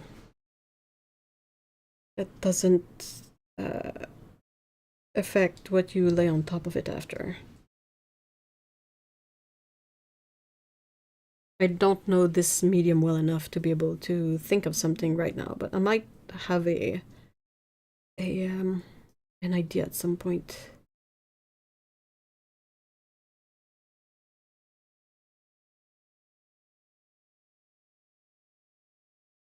It is a cool technique though. Well, for color pencils, I think it's really interesting as a tool to, you know, add details and get back to that, like a lighter color, because I feel like color pencils, a bit like watercolor, you don't really feel like you can go lighter. You could always layer on white on top of everything and it's going to lighten it a little bit, but it's not going to, you know, bring it back unless you use a different medium that is like more opaque on top of it, like acrylic. But with scraping off to create details, the person who did the story I was, or the, perhaps it was a short on YouTube, I don't remember, but the person who did the tests, not the test, it's part of their process, but when they use this technique is, since they draw realistic, they would do a lot of animals, and when they would work out some hairs like lighter, to add details. That's what they would use to get a bit of that detailing back. Or also with crayons. Yeah, definitely. Definitely. Wax crayons would definitely, they're just not very precise. So you can definitely, I think it's a technique, like the whole, I don't know if you guys did that in school, but you basically take a piece of paper or a bit of cardboard and you cover it in like Crayola, like wax pencils. You just scribble colors all over, and then you put a layer of black tempera paint on it, or ink, or gouache, I don't remember, something. And you let it dry, and then you can sort of scrape out art in it or something. I don't remember the exact things we used, but I remember doing that in school to have this project of basically like making rainbow art. It's like you're doing a little bit like reverse art in a way, because your line will probably be a bit lighter and everything else is going to be black. But yeah. If I can find the story that I saw, or whatever the video that I saw, where the artist was demonstrating using a little ceramic blade like this for scraping, I'll try to share it on the Discord in the live stream after party section.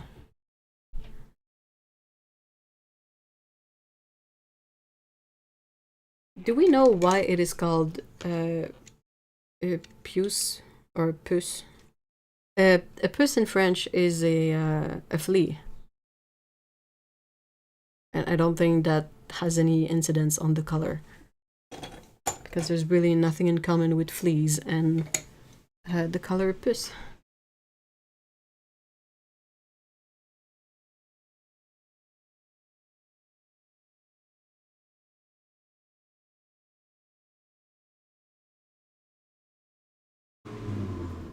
I'm still driving.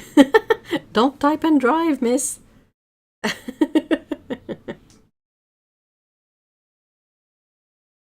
What?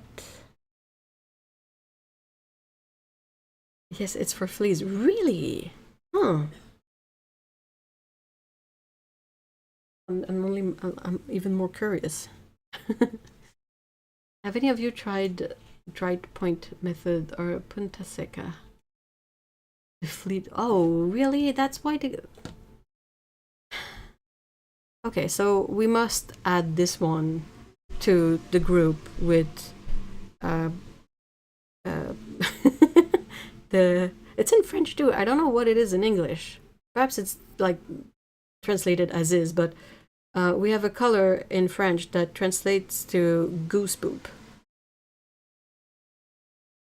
So we gotta put puss with goose poop, right?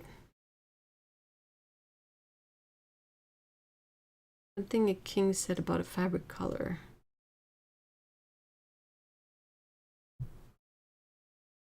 Do we have any more colors that have a sort of less than fancy name origin? I mean, we have Caput Mortem, but you know, this one is kind of both creepy and a bit funny, because it is so far-fetched. Who thought about grinding down mummies to make a pigment? Like, how did that come to be a thing?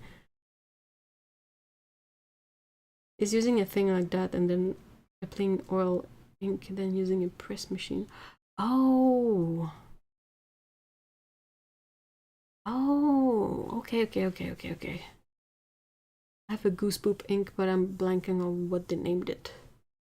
Because in French, it's like you translate literally to a goose poop. Cacadois. That's the name of it. That's the name of the color.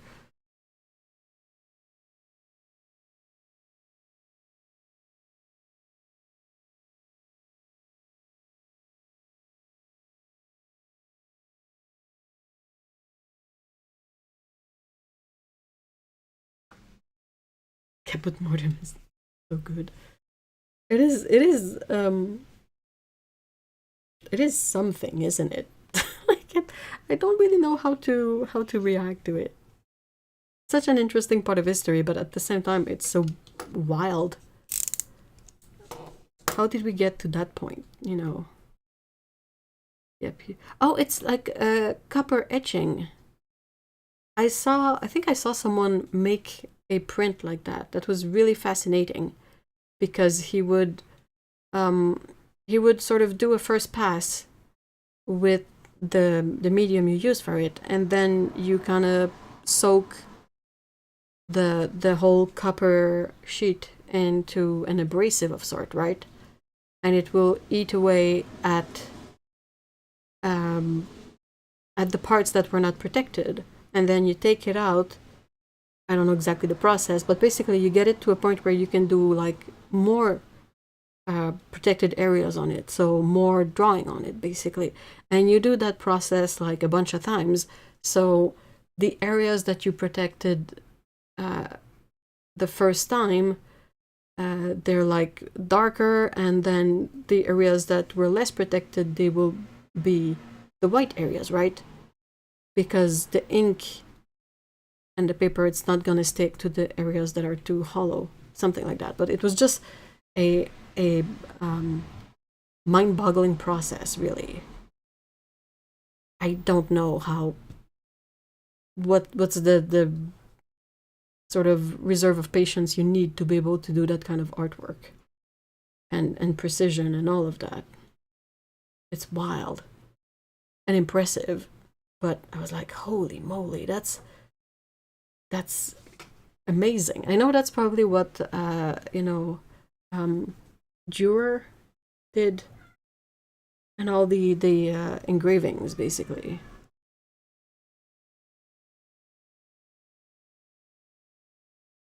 But it's just like the precision you need, and the plan, and how you have to prepare your image to be built in a way that works out, you know. Isn't goose poop regular poop color? It's more like a raw umber kind of color. It's a sort of greenish brown.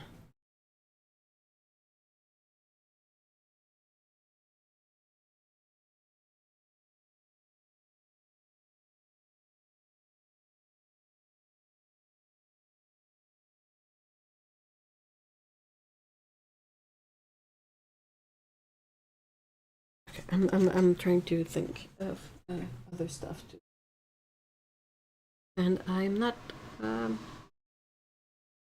finding.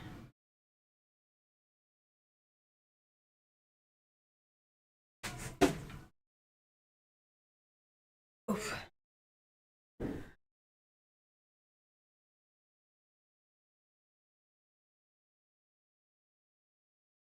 Have anything like interesting that I could share for the last 5 minutes? I'm trying to look at the supplies I have around.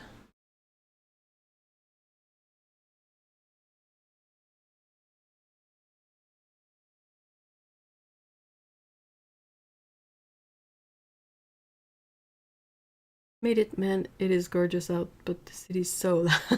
Aye, that's a city for you. I'm glad you have nice weather, though. I can't say the same here. You heard the storm earlier. It was wild.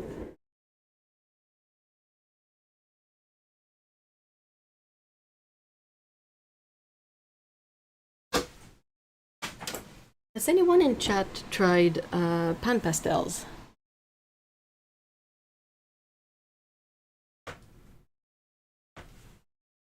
I'm gonna do a couple of color mixes just for fun.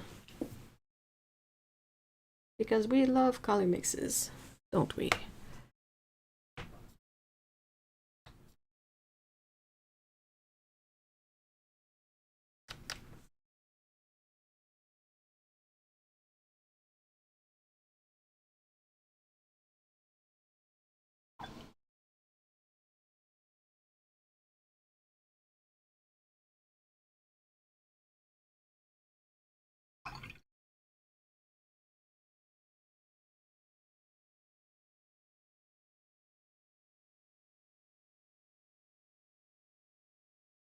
Let me never tried pan pastels, although I have some of their soft tools. What do you use the tool for?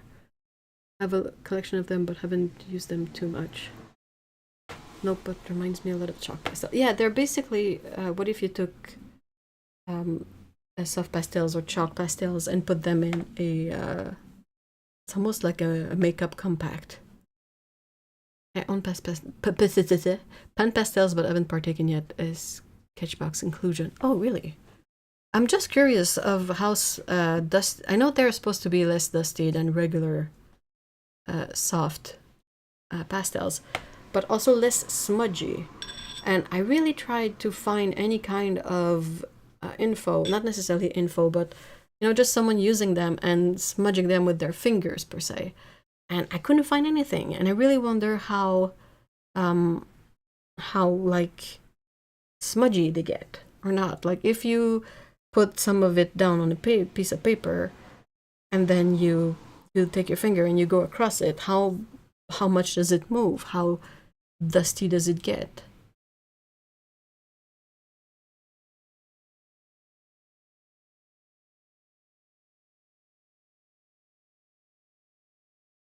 It's been surprisingly difficult to find any kind of like first-hand experience of smudging those.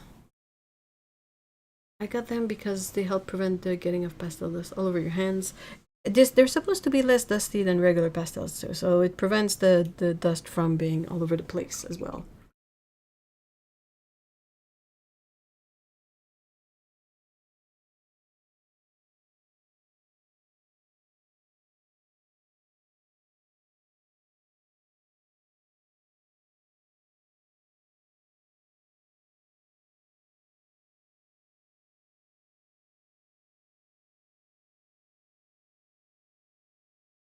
I got curious about those because I would never be able to do full pieces with it just because of the, like, I'm still not there in terms of accepting a certain level of messy dust on things. But I wondered if they would be interesting to use for small effects on top of watercolor, like to create a glow perhaps, or like recover from perhaps an effect that was not successful. So I wouldn't put a very thick layer of them. It would be just like a lightweight application. So I don't think, like, if they are, as they say, less smudgy than regular soft pastels or chalk pastels, might not need a fixative to really, get them to stick to the piece of art. But it's really difficult to figure this out without trying it. Yeah, and I have a deep mental aversion and also logical objection to smudging, blending with your fingers. Like, why would you want to get oil from your body? Yeah, same. It's convenient at times. Like, I've done it with watercolor. Like, sometimes you're like, I don't have the tool I need handy and I need to, like, smudge something, and you just go by hand. But, yeah, it's not necessarily the best way to do it.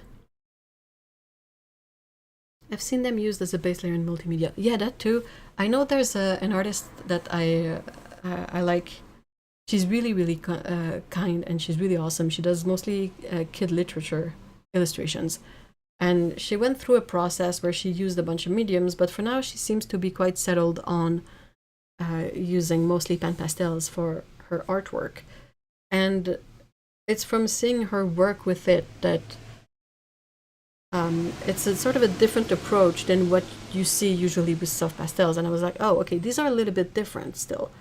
And it made me curious, but yeah, like I get weird thinking about the dust. I really don't like dusty things, but I like there are other possible characteristics of soft pastels that would be interesting to combine with watercolor, especially if you use like a smoother paper like hot press.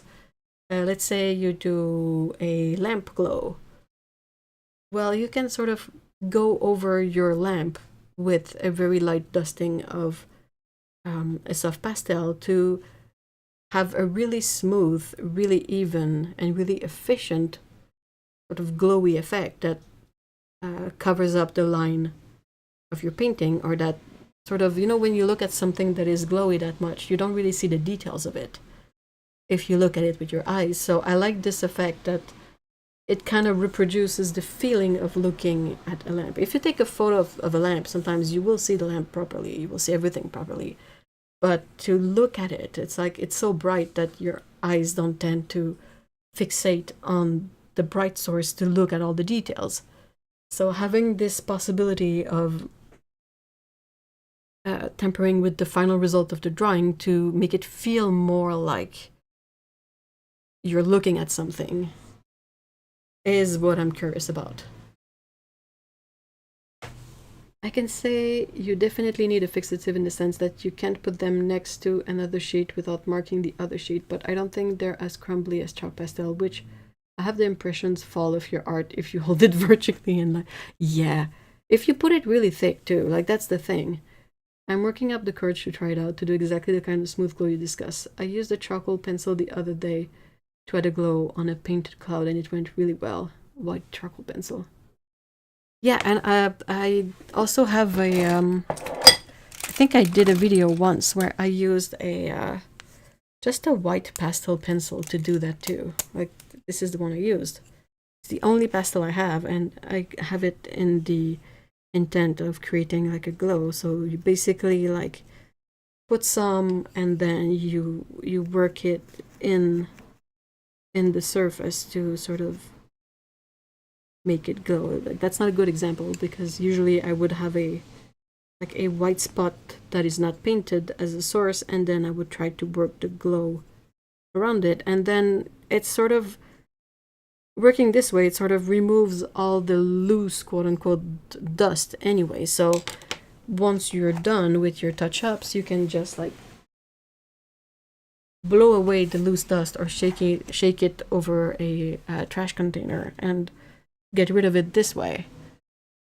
But yeah, that's kind of why I was curious about pan pastels, because of the way it's presented. I feel like it's perhaps easier to be more precise with it and to be more careful in your application. Like, I remember using dry pastels or soft pastels when I was a kid, like the cheap stuff. And it was very difficult to be precise with it because it's a block. Pencils like this are a little bit more precise, but even then. And also, I remember them being awfully dusty and just messy and unpleasant. But I feel like the pan pastel, they encourage you not to use your fingers per se, and you can figure out a tool that will probably be a bit more precise than having the whole stick in your fingers, you know. So I'm curious about that. And yeah, the artist I mentioned who works with it mostly, I think I asked them at some point. I was like, hey, how dusty are these? How smudgy are these? And she was telling me that the pan pastels are formulated with a little bit of a like a fixative within the pastel itself. Now, I haven't found any info on that, and I think you still need to spray your artwork if you use multiple layers and a lot of pastel in it. But still, I'm kind of curious about it, so. I'm multimedia, so I've done some of those tests on artworks. But yeah, usually fixative is the medium to help it stay fixed to the artwork. But that's the issue, though. If you use it on top of watercolor, you can't use fixative. So yeah, so that's the sort of art supply, like hypothetical art process puzzle that I'm trying to solve for myself right now.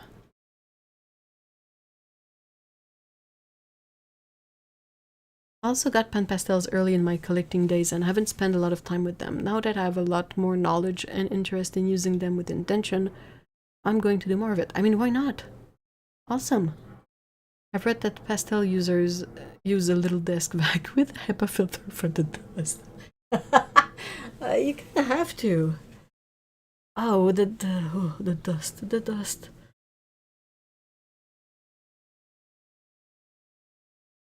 It is a struggle. The struggle is real.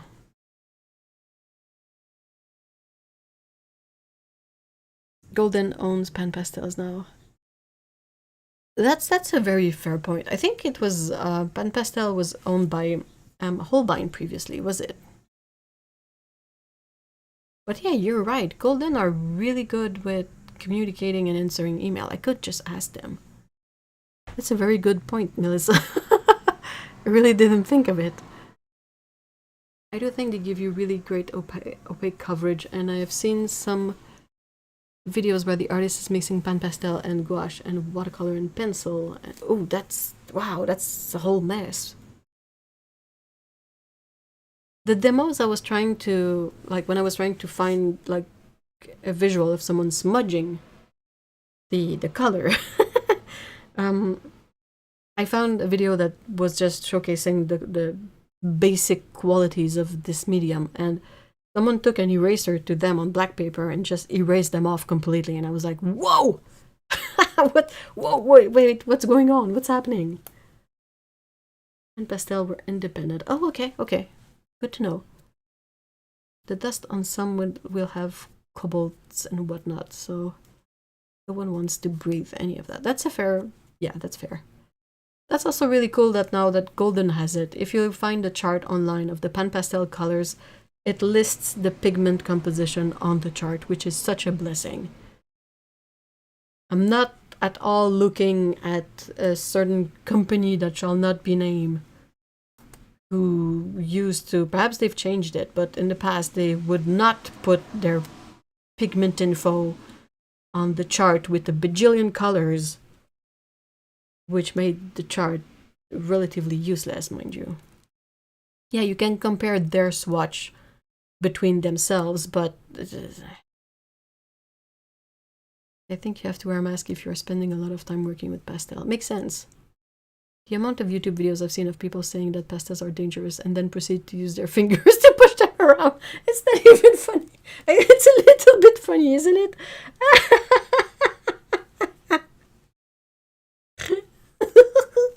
Not to get overly political, but that reminds me of some people that I know of that are really adamant about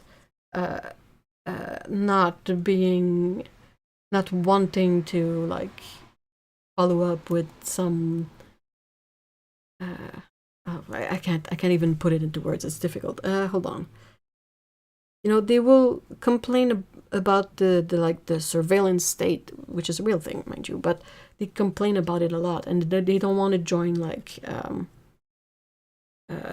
the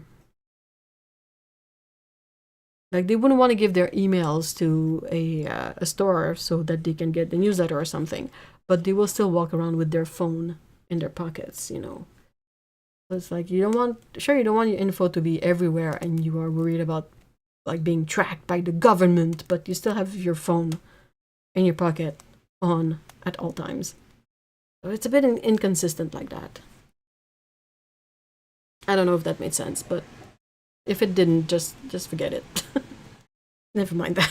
Okay, I want to do one last color mix, and then I'm gonna end the stream. But I like mixing colors.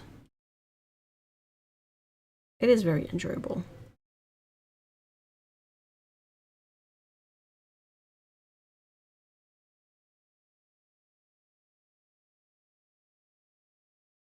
The green blob looks like a person carrying a...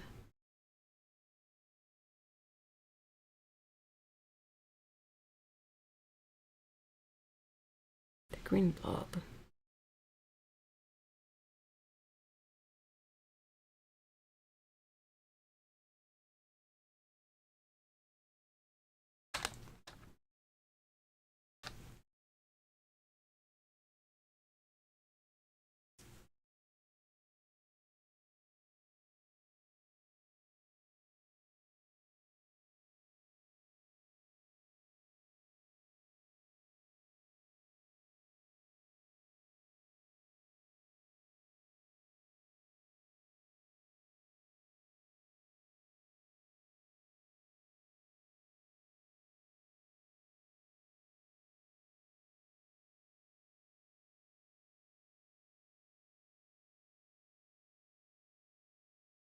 You get such a nice, beautiful gray from mixing the cadmium red light and the cerulean blue. I really like this kind of mix. Under the blue cube.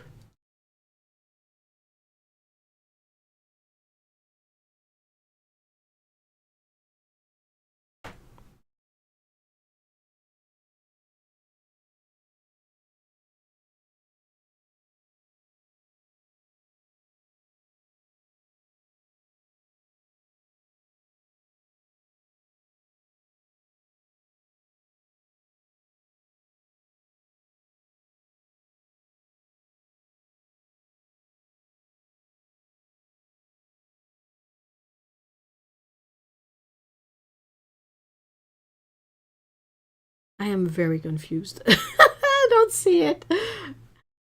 I'm not saying it's not there, I'm just saying that I don't see it. This blue cube.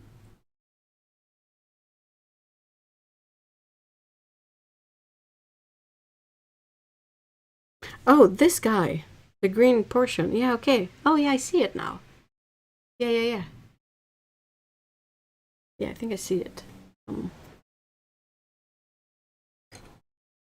It's like if you had a guy that's like...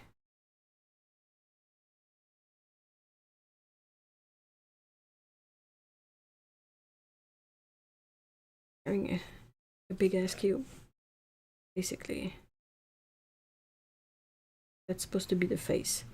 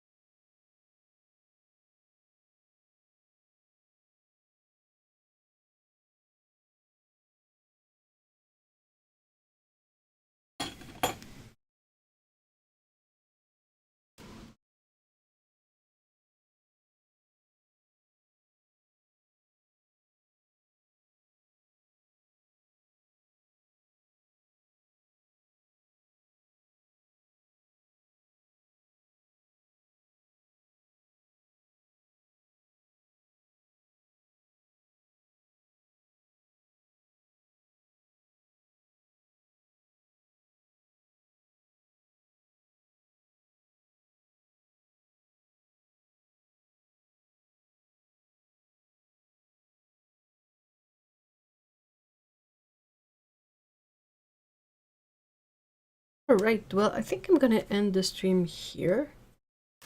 Sounds like a good spot. I need to drink something.